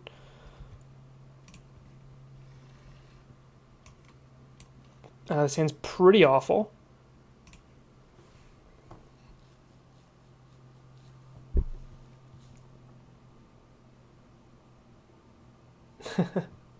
I don't like this hand very much either, but I am going to keep it. It's got a Druid, and a Coco can bind me out of this. And I'll bottom a Thicket. Because I bottomed a land, I don't want to shuffle. Yeah, Heliod is probably the best card in the deck. Up against a Taxes deck. I need to stop drawing land. I only run 21. Oh, against Dredge. Yep. Yeah, the Heliod win is how we beat them game 2.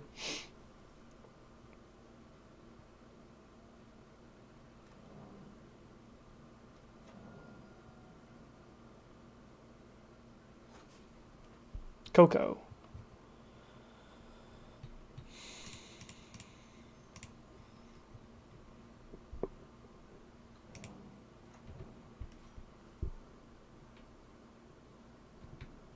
So I get to crack the canopy.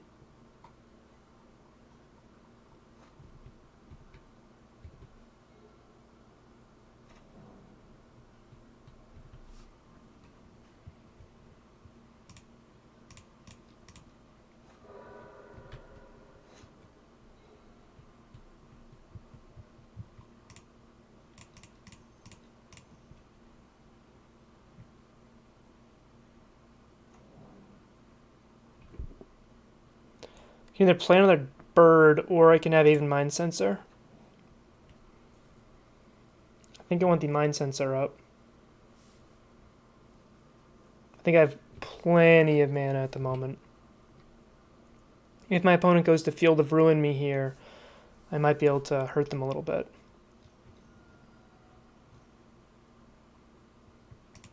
They got their own Aven Mind Sensor. Alright.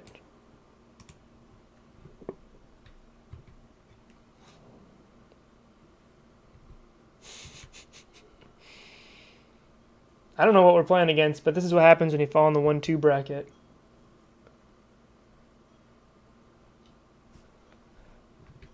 I mean, okay.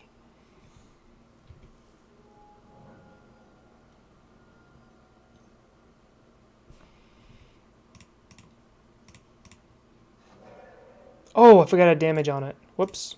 That was a... That's why I shouldn't have blocked.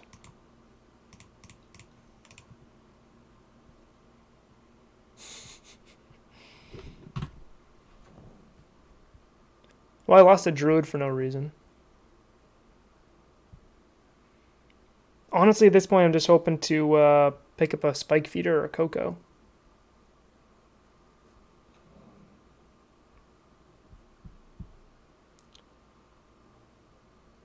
Failed to find.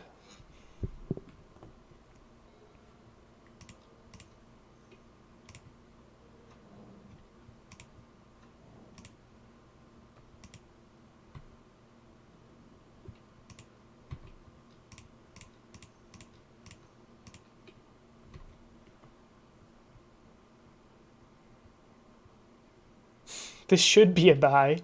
I'm worried it's not going to be.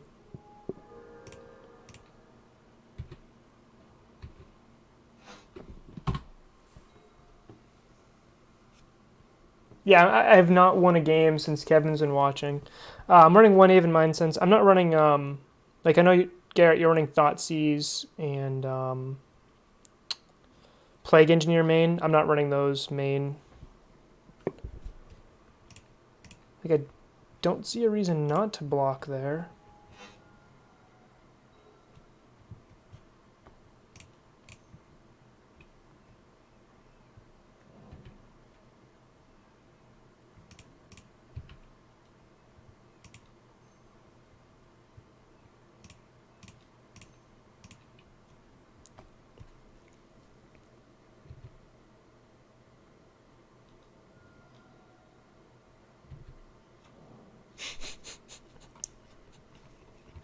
Okay. It's okay though, I have the Exalted Buddy. I guess you have the Giver of Runes. I'm not winning the race because of the Giver.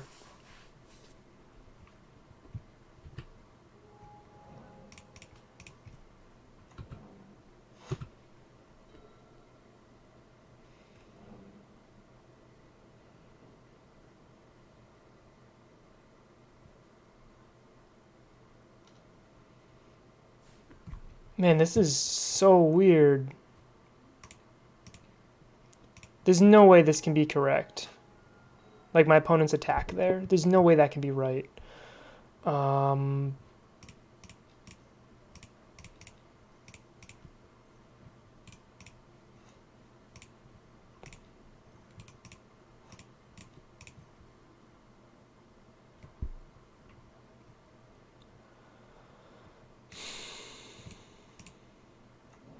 think I just want double Finks here.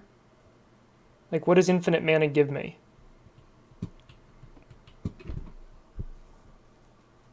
Good top decks. To beat bank control, actually, the Scavenging Ooze main is, I think, all you need. I'm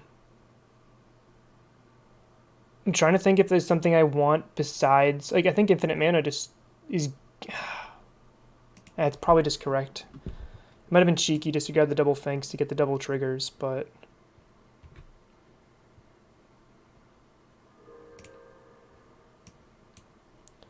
I'm going to put this on my bird.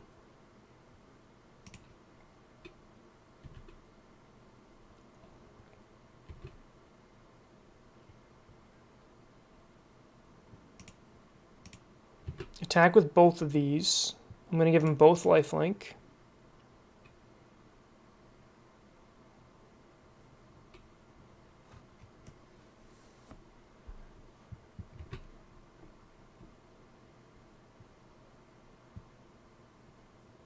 I didn't want to walk into a Path to Exile right there. And I don't want her to sit back and block when I have a Heliod to give my things lifelink.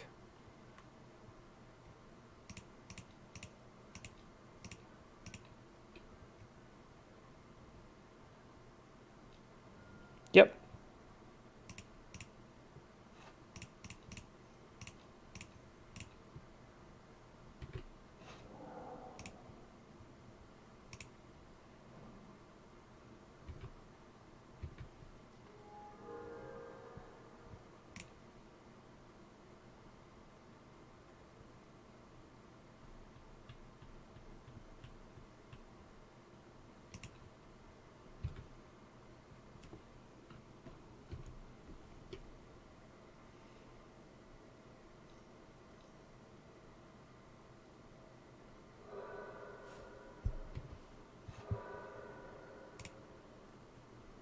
I failed to find, opponent did not. That's just...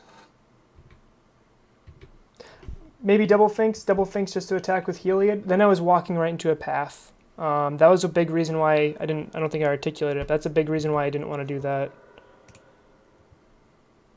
I didn't want to walk right into a path. They clearly had the path, right?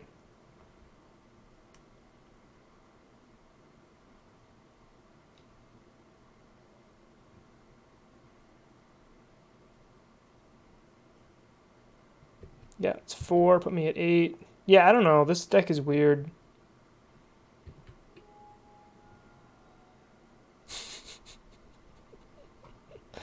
Alright, I better not lose to this jank. I'm losing right now.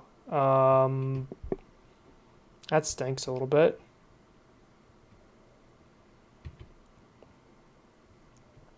We got double Giver, so I need to attack with just my bird. I attack with 2 things, they just double block and give protection. So I think I just need to attack with the bird here.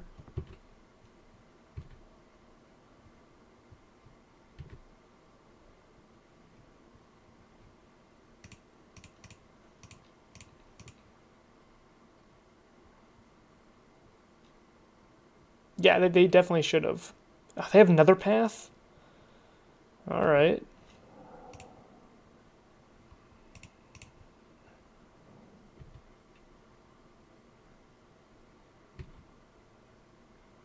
I'm dead in 2 turns.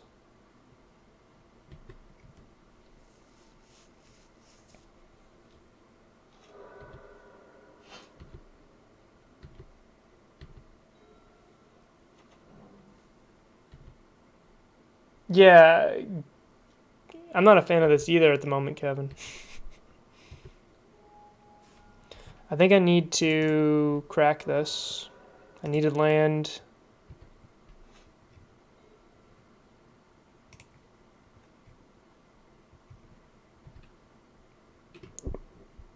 Yeah, I'm just dead. As long as my opponent sees it. Need to block with something, then give her it. Yeah, I'm drawing unbelievably terrible. Like, I've had infinite mana, and I can't find a tutor.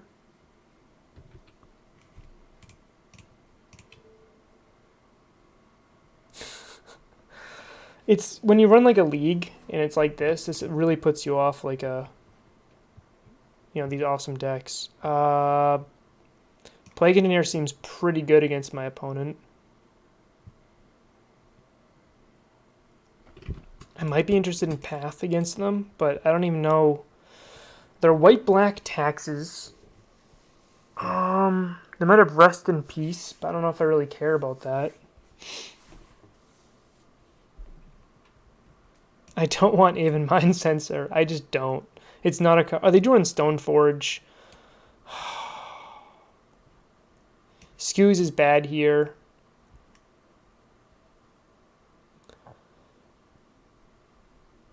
I think I want Caustic Caterpillar because of the Stoneforge. Yeah.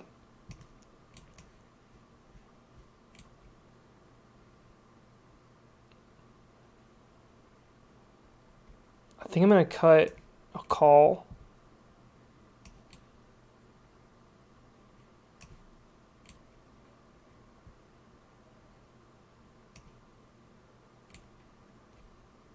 I have 1 minute. I'm going to take a quick break and I'll be right back with this.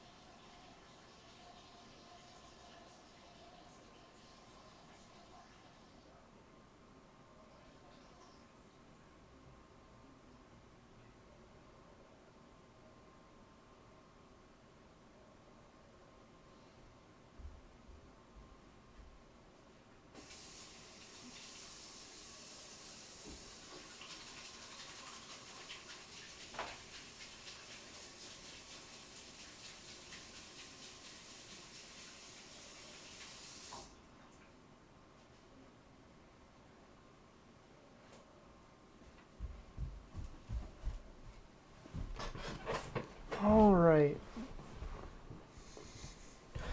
Finks might be worth trimming. That's fair, but if I'm trimming Finks, then I'm taking out the Carrion Feeder, because Carrion Feeder does nothing without Finks. And I think I'd rather have Finks eat a path, as opposed to... my opponent's only got 4 paths, right? And maybe 1 Winds of Abandon.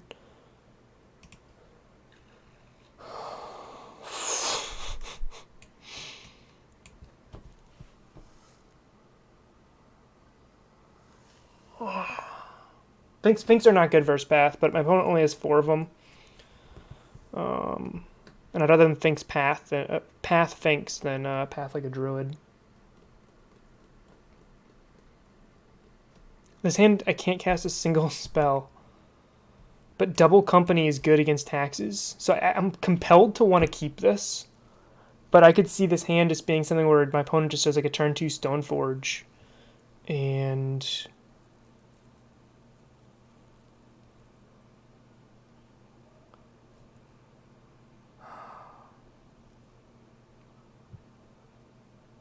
it's a grindy matchup, so Double Coco's good. Earns 7 Dorks and 4 Druids, plus 19 more lands. 19 plus 11 is a good number. Yeah, I guess I just talked myself into this.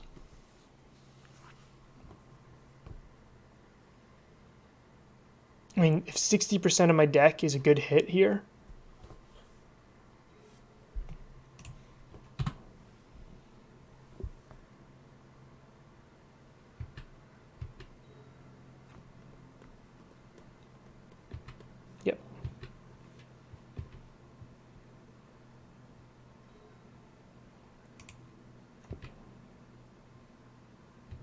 Okay, even Mind Sensor costs 3, so I don't have to play around that quite yet with my fetch land, but it's something that I will have to consider.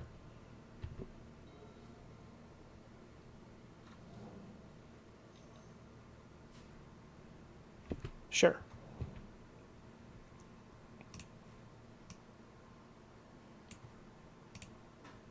I don't care about Batterskull, I don't think. I think it's more the swords that I care about.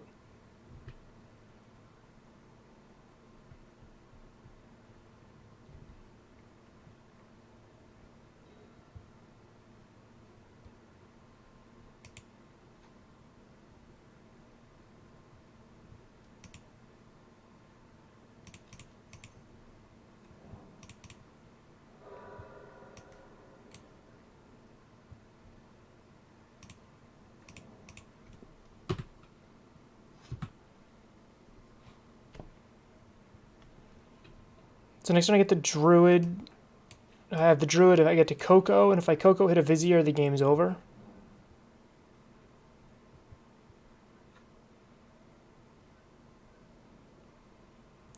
Opponent can't path me. The worst thing I could do is like a Leonin Arbiter, but even that's not good enough. So I have 5 mana, so I can Coco, and if I hit a Vizier, I win. I think that's the line.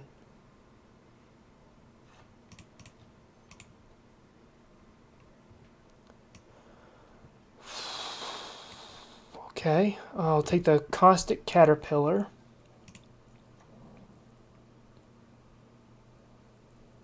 Which can deal with the Batterskull. And Spike Feeder and Heliod seem pretty good. Never lucky, no. Well, it is a 2 of, so like that was the odds there.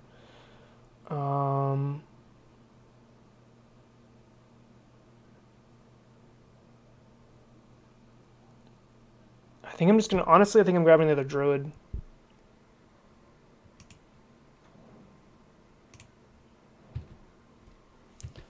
If my opponent can somehow kill, I'm a little mana hungry right now with my hand. My hand is really, really good. The whole point I kept this hand was because it was really, really good. And I want to be able to cast my spells, and I can't do that without more Druid.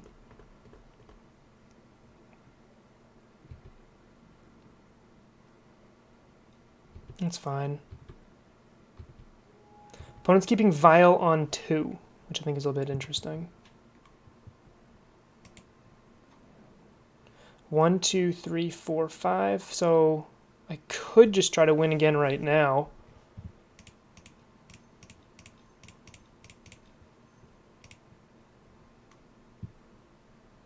I did this bottom 6 that did not include Vizier. Still never lucky. But let's pick up that Spike Feeder. And the Carrion Feeder also wins with the Heliod Finks. So diversify my threats a little bit here. It's probably good.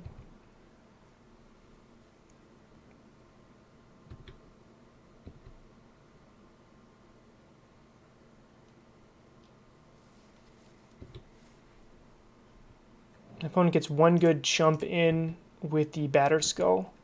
If they want to path my Caustic Caterpillar, I'm more than okay with that.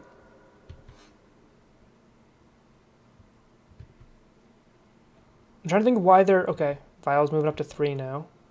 3 on for Aven Mind Sensor seems like... Aven Mind Sensor, Flicker Wisp, that seems like the magic number they want to keep Vial at. But keeping it at 2 just felt odd to me.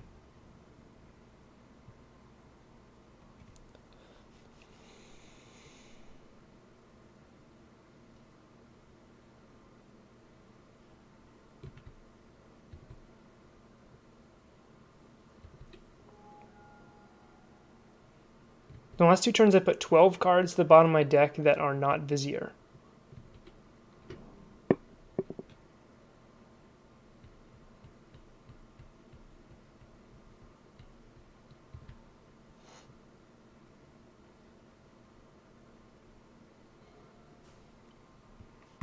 One, two, three, four, five, six, 7 available mana.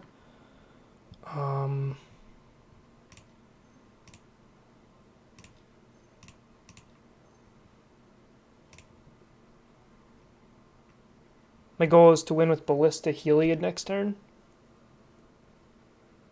So attempting to gain infinite life to buy me time for that.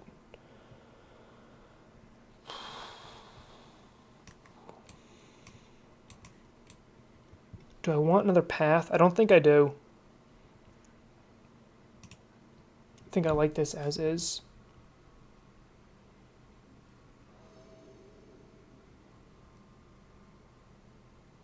I wasn't trying to win with the infinite life, so I didn't mind, and my opponent wasn't threatening lethal, so I didn't have to. I wasn't trying to win with the infinite life. I didn't know what my opponent's deck was. I didn't know if they could beat it, so if I was just trying to beat the infinite, yes, Kevin, yes. If I was just trying to win with the infinite life, but I was actually just trying to win with the Heliod combo the following turn. So I was trying to bait any removal then, and then like I wanted to let them path. That way they don't have the path, and I can let a path for the Ballista the following turn. I don't know. It was really tacky. I don't think it mattered. This hand just absolutely folds to Aven Mind Sensor. But it's another really grindy hand. Like turn 3 Ranger Captain, turn 4 Ranger Captain. I'm going to mulligan it though. I mean, I want to... Oh. Oof. Oh. And this is what keeps happening in game 3s. All right.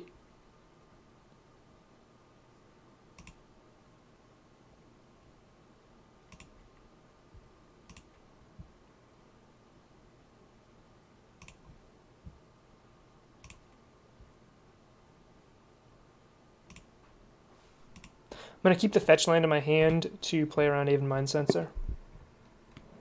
There's the Vizier, yeah.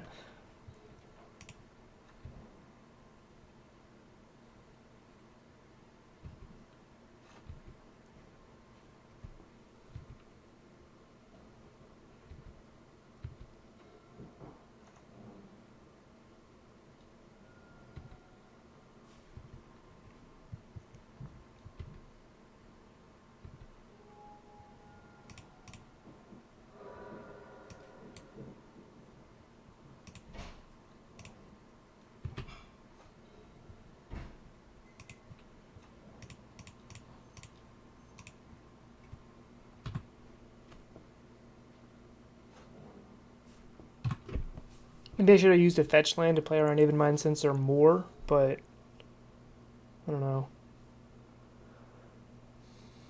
I don't mind if they path the Vizier here. It'll help advance my mana.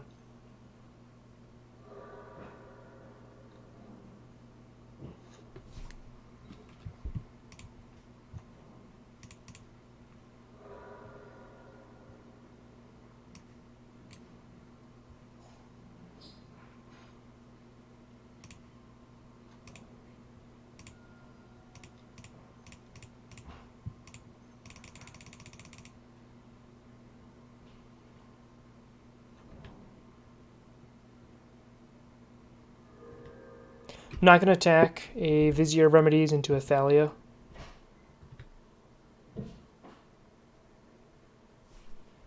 If it's not your turn, you may exile a white card from your hand.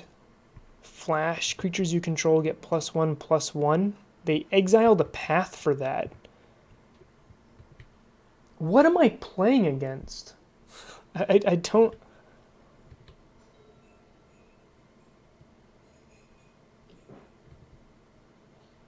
I know they didn't have any white mana in their hand, but...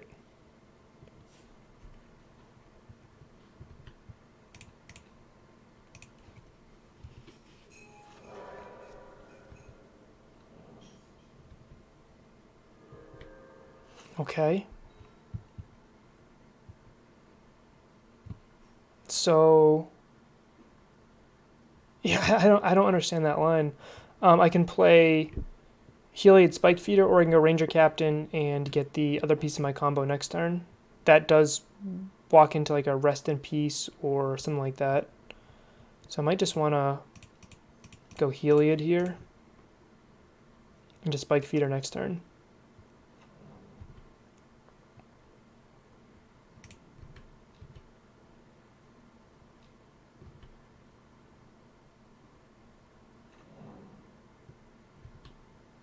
That's fine.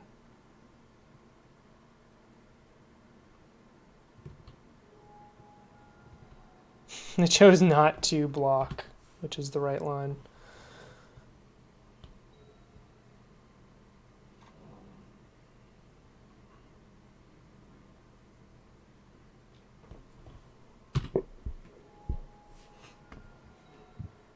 Okay.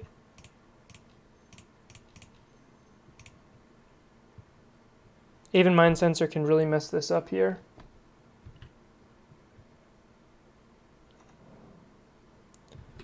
Alright, well I guess we just don't win here. Unless we get Carrion Feeder in the top 4. Nope.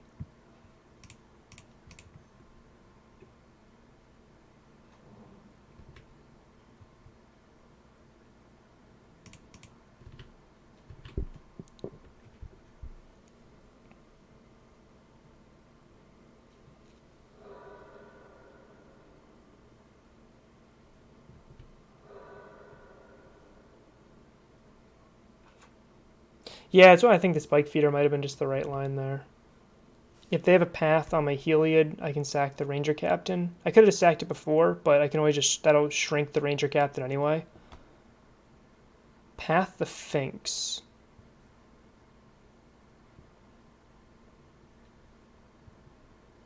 I don't even mind that.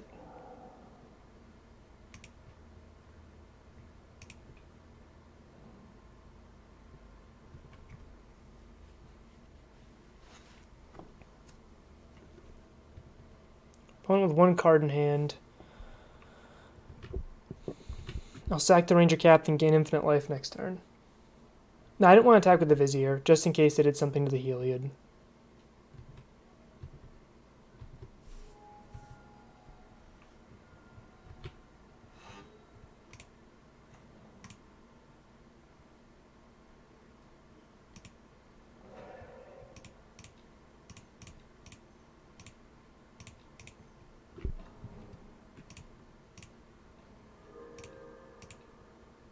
Alright. Let's finish this league strong here. Why would you attack with Vizier there? For anyone wondering the deck, it's right here. Yeah, you could have attacked first, it didn't matter. Opponent conceded game 2 to the moment I played that combo. So they can remember game 2 they conceded to the infinite life like immediately, right? So I was just trying to save time. I knew they were going to concede to that again.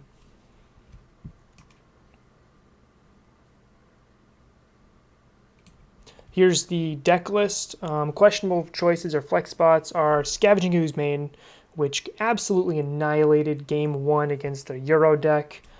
Quick recap so far. Round 1 was Uroza, and we beat them. Round 2 was Mono Red. We lost in the 3rd game there on only 2 lands. Then we lost to Dredge when something similar happened. Just drew absolutely poorly. And then we just beat some Taxes deck.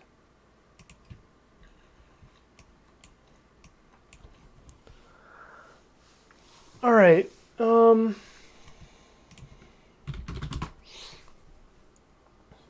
Turn 3 Feeder. Turn 4 does nothing. Let's mull this. I think this is better.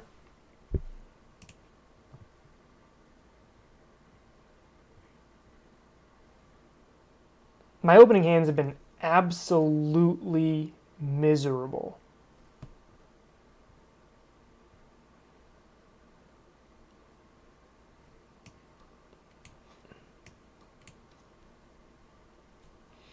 I'm thinking of dumping the Spike Feeder.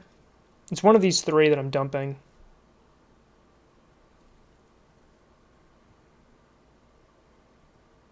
I think I want the Ballista. I think I'm going to dump the Feeder, and then I can go like turn 2 Feeder, turn 3 Heliod, turn 4. Yeah.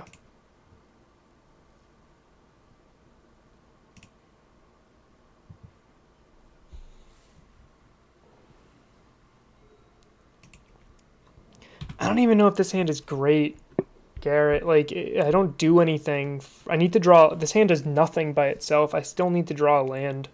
Like, if I had 3 lands in hand, I definitely would have kept the Spike Feeder instead of the call. Another black-white Vile deck. Okay. Land. Not a land.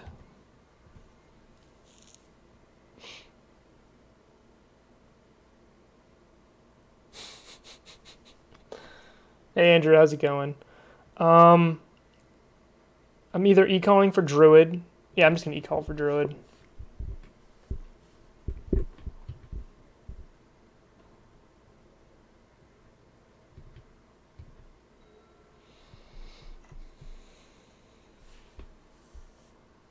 Black-white taxes apparently is the meta. Wow, that card is surprisingly good against me in this particular hand.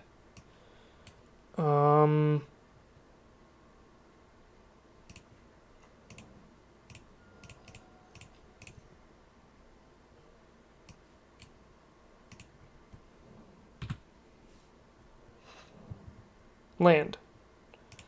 Not a land, but we get a Druid, and we just naturally win if Druid lives here. I need one of my lands and Druid to win the game.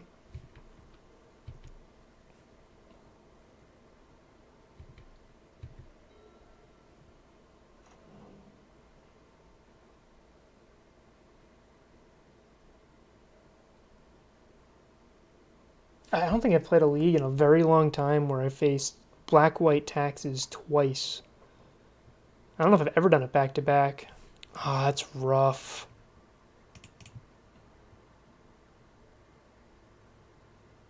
I don't think I'm going to win this one.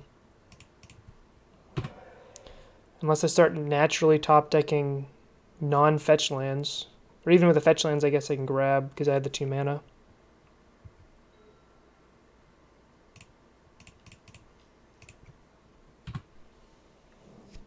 Shambling Vents League. Yeah, that was a long time ago. A long time ago. I think there's the last time you watched one of my streams, Kevin. It was like I was playing like a devoted druid. I think it was all in devoted druid, and all it was like Abzan in black-white decks. Super big nerds. By the way, I hope you guys like my Apocalypse beard. So far, I haven't shaved since the official quarantine time.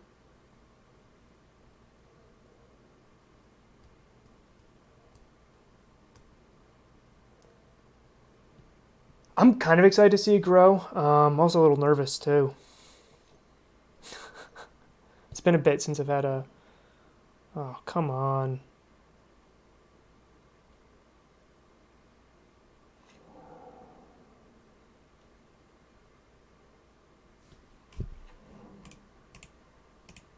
Nope.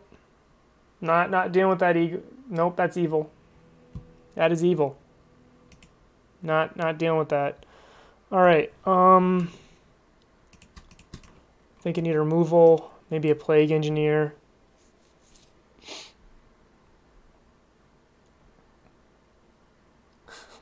The beanies, because I also haven't had a haircut in a considerable amount of time. Scavenging Ooze seems pretty bad here. Even Mind Sensor seems pretty bad here.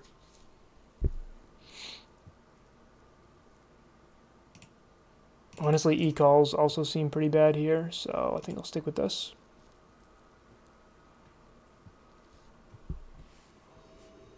Face Bandana to the store. I mean, kind of have to now, right? Keep. It's arguably the best hand I've had all night.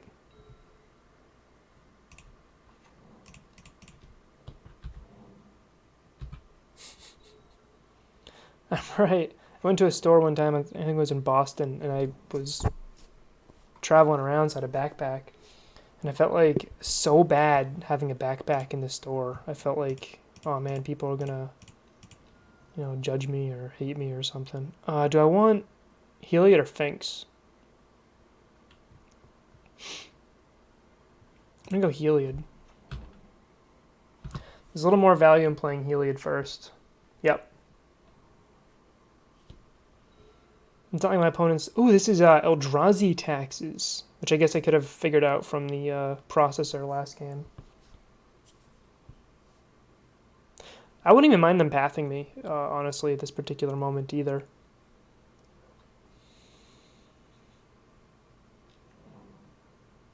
That's fine. Oh, I mean, we're just playing easy mode.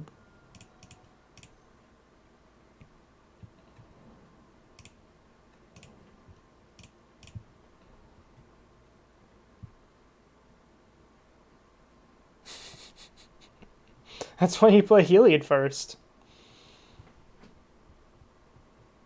Thank you, opponent. Alright, don't want any changes here. I think doubling out, taking out the calls is a good thing.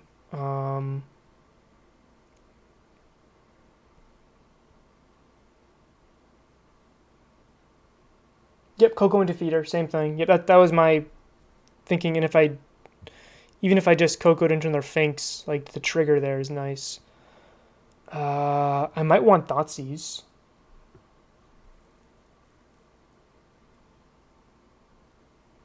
No, yeah, Finks didn't do much. I'm on the draw.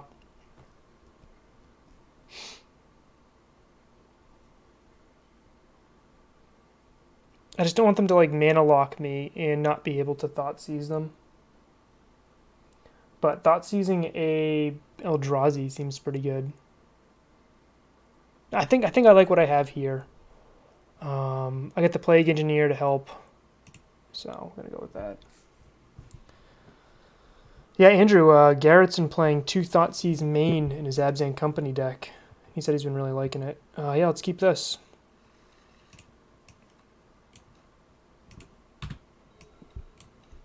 Unfortunately, this hand struggles a little bit against Path and Arbiter, but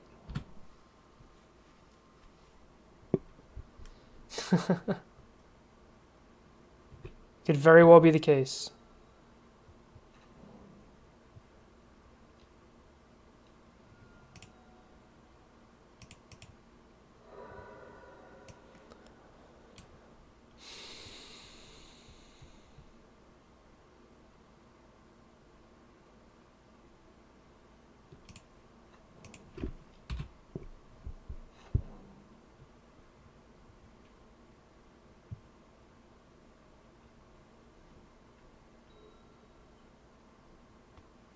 Yeah, it looks weird to me too, but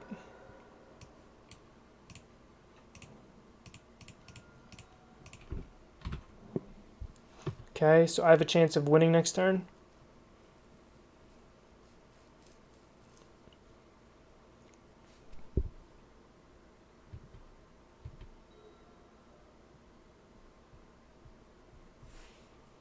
If they path me because their Thalia's out, that'll take their entire turn off. And I still get to Coco next turn. So I think I'm in an okay spot here.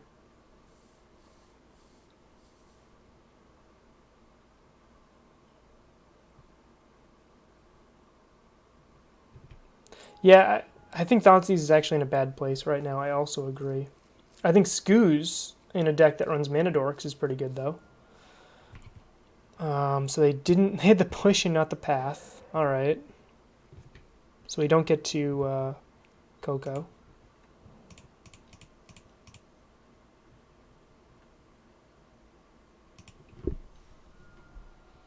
Ewit into Druid or Finks. I'm just going to go raw Finks here.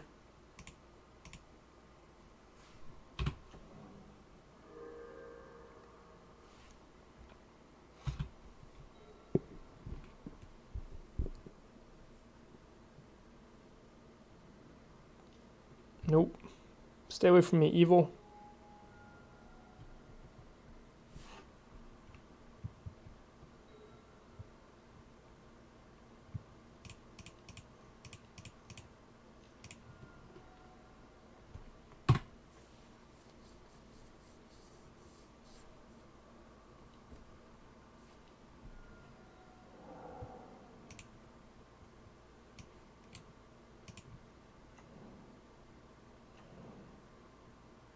Okay.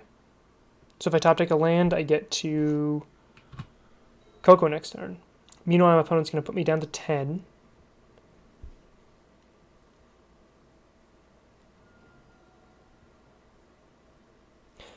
Eldrazi Taxes has one of the worst mana bases I've ever seen in a modern deck.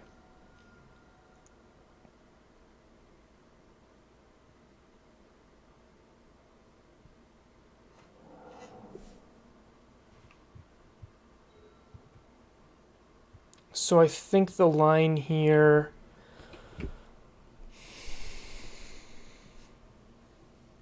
Yeah, the mana is absolutely terrible. I can't Coco. I cannot double spell. I could Ewit, buy back a fetch land, and then path. That just seems so bad, but that does set up so I can Coco next turn, which is actually not bad. I could Ranger Captain, grab a Ballista, but I'm still 2 mana shy of being able to confidently kill with the Ballista the same turn. So the Ewit line is looking more and more appealing to me. That would deal 2 damage to me, put me at 8, but then I can path their Flicker Wisp and have a blocker. Yeah.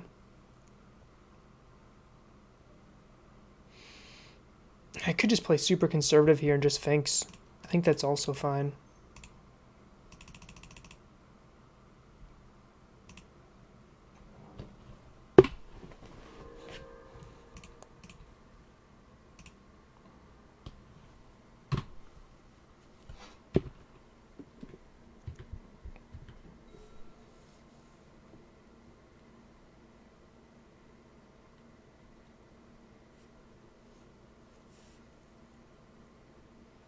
If I don't draw land, I'm going to definitely do the Ewit line next turn.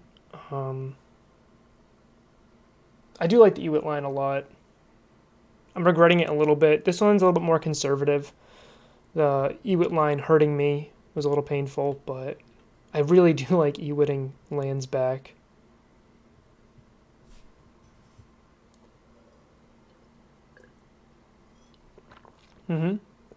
And now I also have the opportunity, because Finks is in play, I can swing for 4 with lifelink next turn if I choose to. Which is also like I just have more things I think I opened up having a body in play. Like Finks here is if they have another path, they might take off their entire turn just to path my Finks, and that solves their mana problems anyway. I don't really care if they path my Finks. The secret about this deck is that Finks is no longer the cornerstone of the deck.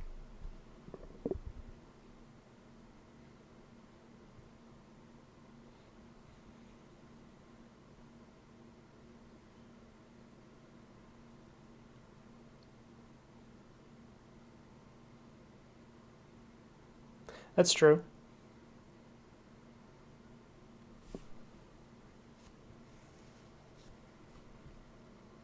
But next turn I could path like a Thought-Knot Seer and then swing for 4 with a 4/3 lifelinker.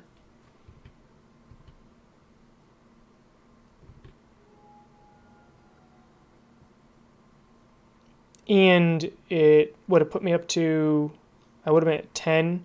I would have been dead if they had a Eldrazi Temple Smasher, right? Because I would have been at 10, and they would have had 10 power. So putting the Finks in, I guess I could have pathed something so I wasn't dead, but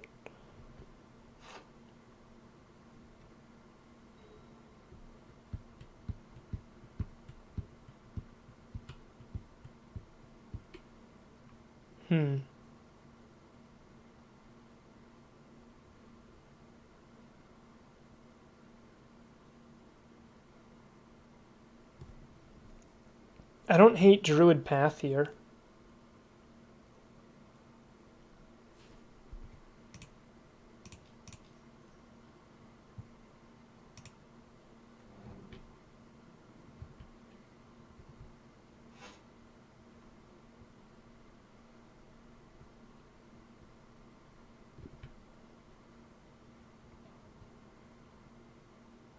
Druid's basically like the Ewit line, by putting an extra mana in play.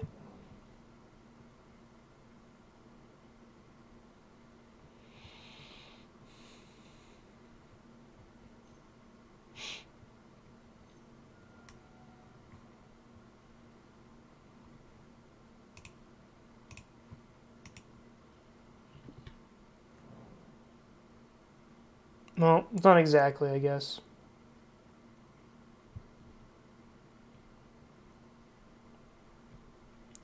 Do I path my Druid? I don't think I do. Like, I think I'm going to find spot still. That is the rudest. I can either path something or give Finks lifelink.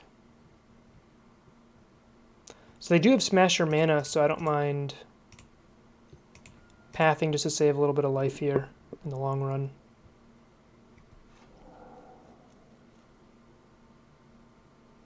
Obviously, I could have pathed Thalia and then set up my Cocos instead.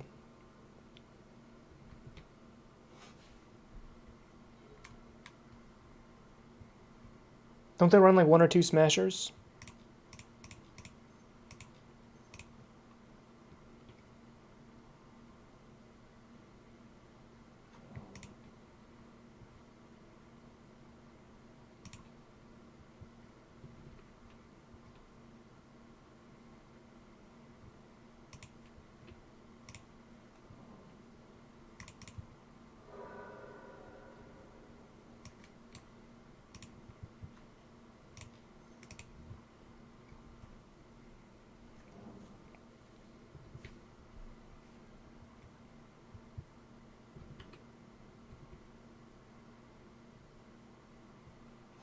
I think that's probably bugging Kevin is I'm not trying to win the mid-range plan like by attacking at the moment. I'm just trying to stay alive.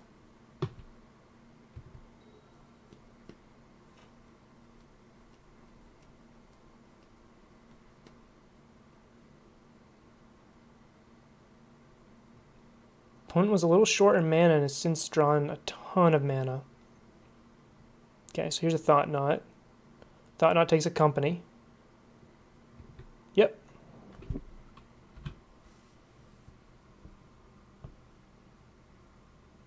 Right, I just need to survive. In a double company ranger captain hand, like I just need to survive.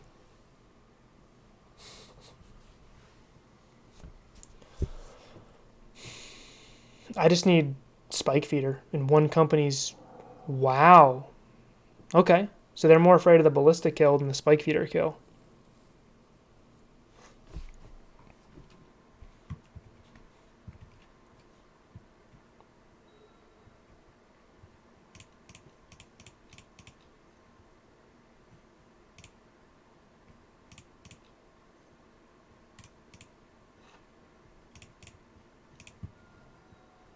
The Ballista is an actual win, that's true. Oh, this is absolute filth.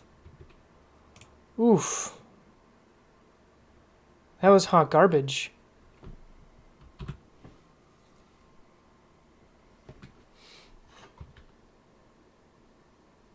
Coco's did just whiff there.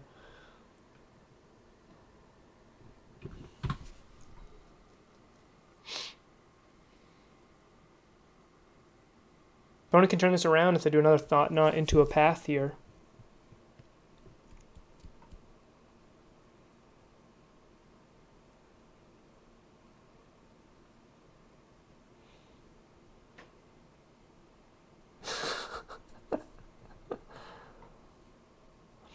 See, before Kevin logged in, I was 1-0, and I just beat the best deck in the format. And I was going into Game 3, I believe, when Kevin logged in against Mono Red. And I had a pretty good game plan against them. Kevin logs in, I draw 5 lands in a row.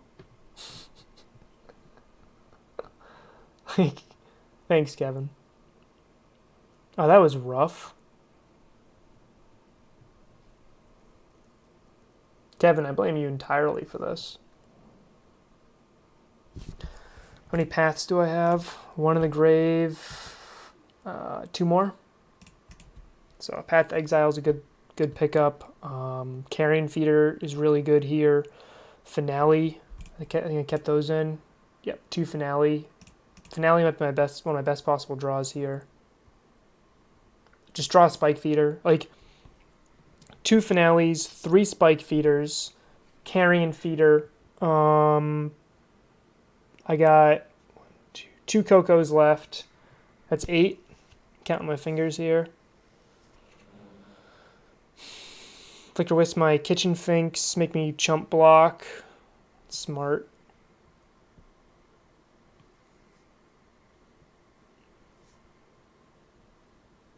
That's 8 possible top decks where I just kind of win the game.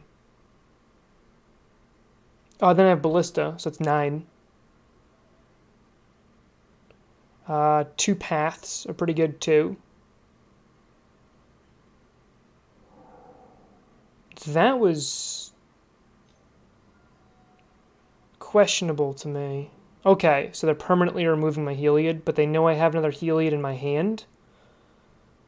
I don't get that line. They're making me lose my Kitchen Finks now. They're playing pretty aggressive here.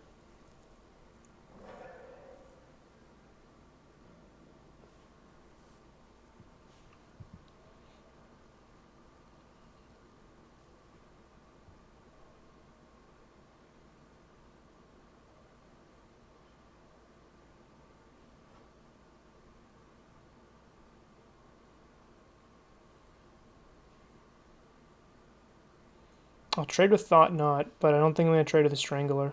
I mean, I trade the Ewit. Yeah.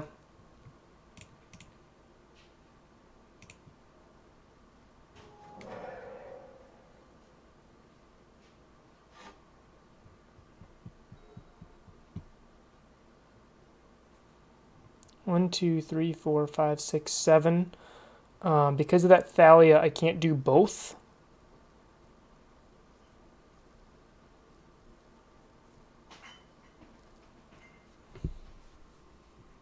I can Heliod, give Finks lifelink, right? And if they try attacking me, I can block. They can swing for 3 in the air, but I can always block that. I think I just need to company. And I think keeping the creature in play is more valuable than the 1 life here.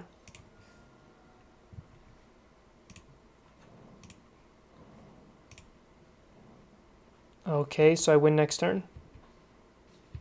I either win next turn or I'm dead.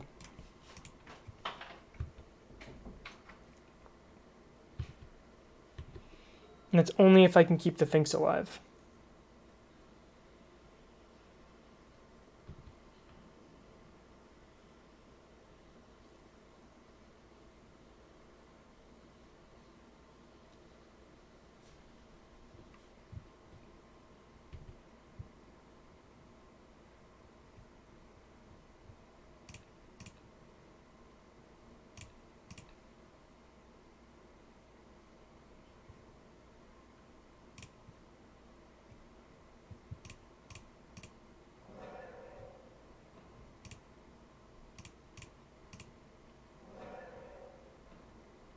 So I want to conserve my life total so I'm not dead to 1 Flicker Wisp.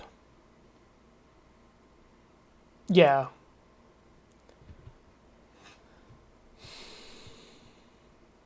1, 2, 3. Or I can just play really well, right?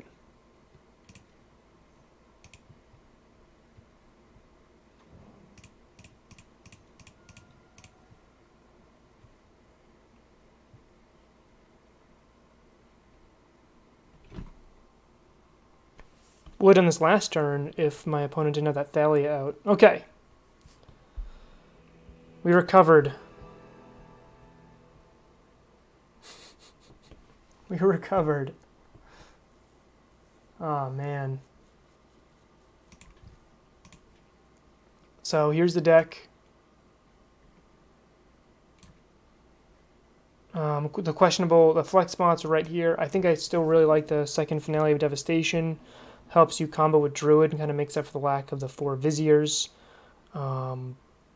Skoo's Aven Mind Sensor are very, very good right now. Yeah, I think being able to Eldamri's Call into an Aven Mind Sensor is a really neat line you can do, like turn 3 or 4. Like an instant speed opponent is worrying. They're trying to pact for a Titan. They're scape shifting. There's lots of different things you're like, ooh, no, I don't want that to happen. You can Aven Mind Sensor and try to stop them. The sideboard is heavy against these Euro decks right now with these 3 chokes. Veil of Summer's not as good as choke, I don't think, and it really just want to slam choke down as fast as possible, and that keeps them from untapping, from using their mana. They're going to be able to Ether Gust it, but sometimes I can buy you just enough time where they don't have enough removal for everything else. So they're going to Ether Gust your Druid or your choke. Especially with Scavenging Ooze, you can kind of be eating the graveyard pieces at a time. Deck felt fine. I mean, I 3-2'd despite, as Garrett put it, some of the worst opening hands you could possibly have. Still 3-2'd, which means this is a modern deck. I think it's Jeff Hoogland who says that all the time. It's like, oh, 3-2, yep, you got a modern deck. I did play against Black-White Taxes twice, but the games I lost from Dredge and Mono Red, I think Dredge is actually one of our best matchups, and I think Mono Red is actually pretty even. Like, if I had just had one more card that game 3 that wasn't a land, I think I was going to win that game. It wasn't a land or a mana dork. I think I was going to win that game. But sometimes you just, in a 21 land deck, sometimes you just draw 5 lands in a row. That's just magic for you. 21 lands just like the old list. Yep. It's a bit heavier on the 3 drops in the old list, though. This is a little bit clunkier. Eldamri's Call does help smooth it out a bit. Instead of Chord of Calling, we have 2 Call, 2 Finale. Heliod has been really good. Ranger Captain is always good.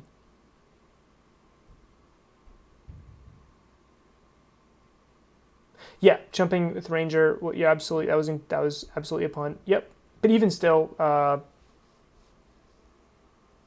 it's a fair match. It's a fine matchup, I guess, is my point.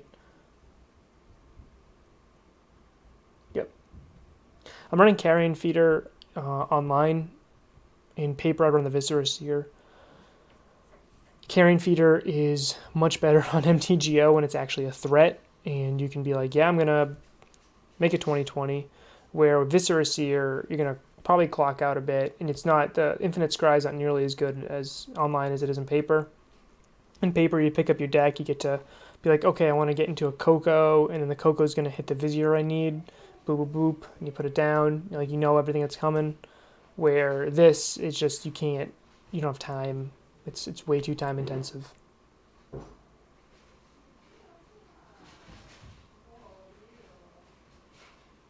So that was the stream. I did have some requests to do a Uroza League, so I want to check that out soon. I think I kind of wanted to test it with Karn Scion.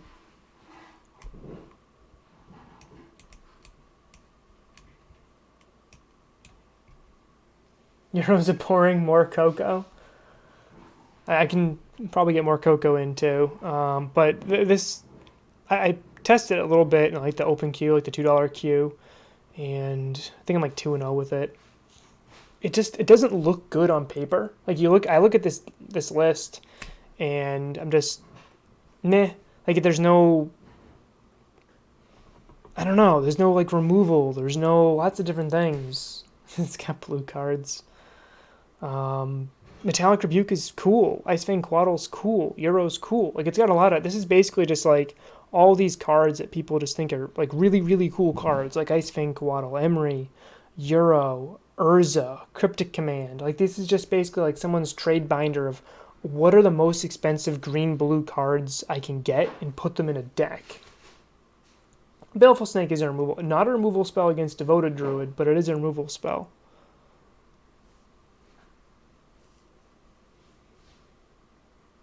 And I do like how like I have 2 trackers in the side, and I really, really like that. I feel like 20 lands is a bit cheap, like for a Euro deck and an Urza deck. But I've got so many redraws. I got the Gilded Goose. I don't know. Twitter did vote for Heliod, and that's why I played Heliod. Oh, I have some spicy brews to show you guys. I'm doing a friendly league. So I have this deck.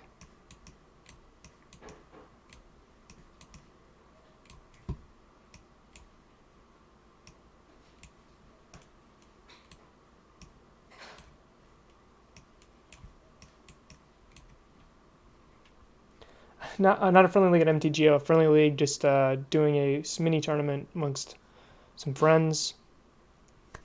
And this is one of the decks I'm submitting. We get to, it's going to be set up similarly. It's going to be a triple elimination format where you submit 3 decks, and whenever a deck is eliminated, it's dead, which is just a kind of a fun format anyway. Spoiler alert, that's what the next Modern Streamers League is going to be. Spoiler alert, there's going to be another Modern Streamers League.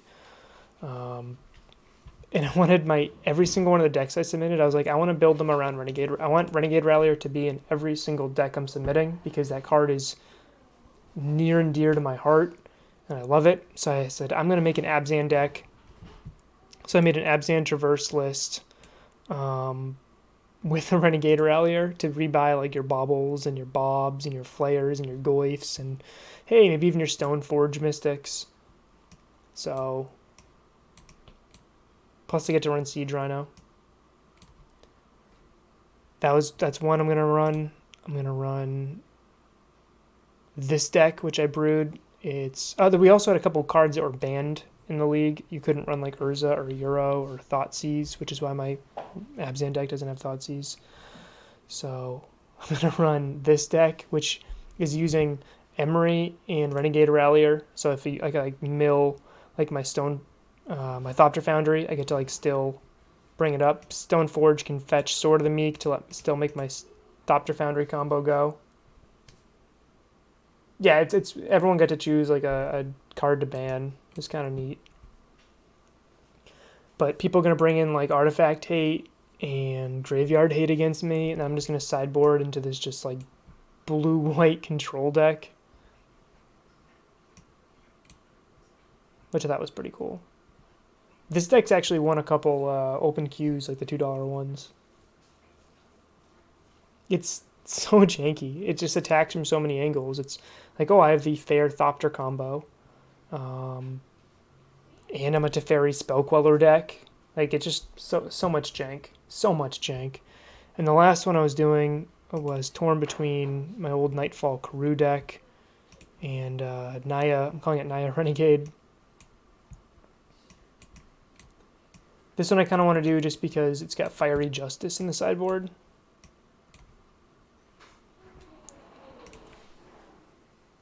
So this deck has a Seal of Fire, because Seal of Fire with Renegade Rallier is just gas. Stoneforge Mystic, Renin 6, Renegade Rallier, Clothis.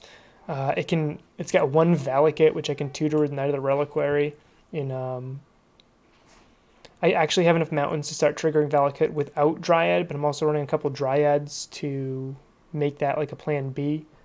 There's no like prime time or anything. I mean, these are jank lists. This is just a mid-range pile. Like 4 Bloodbraids, a main board Huntmaster. So I'm excited about playing these. Excited about playing these against some similarly janky piles. Oh, I should probably update the record.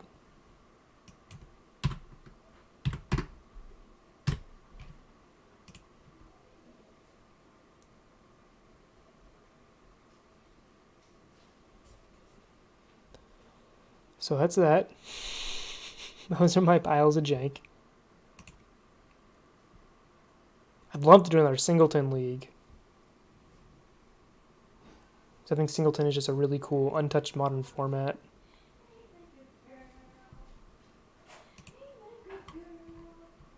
But that is going to be the end of my stream. Nice little 3-2 with Heliod, Abzan Company Heliod. Not that list.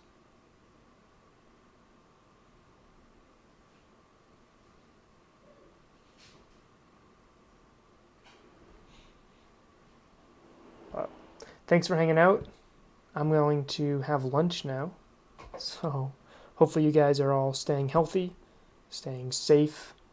Let me know on Twitter or on Discord or on Twitch, I guess you can Twitch message, if there's a specific deck list you want me to run. I do deck list donations, so let me know if you want me to spin the tires on a deck that is not named ad nauseum or neoform. So let me know. Hope you guys like the stream. I'll see you in the next one.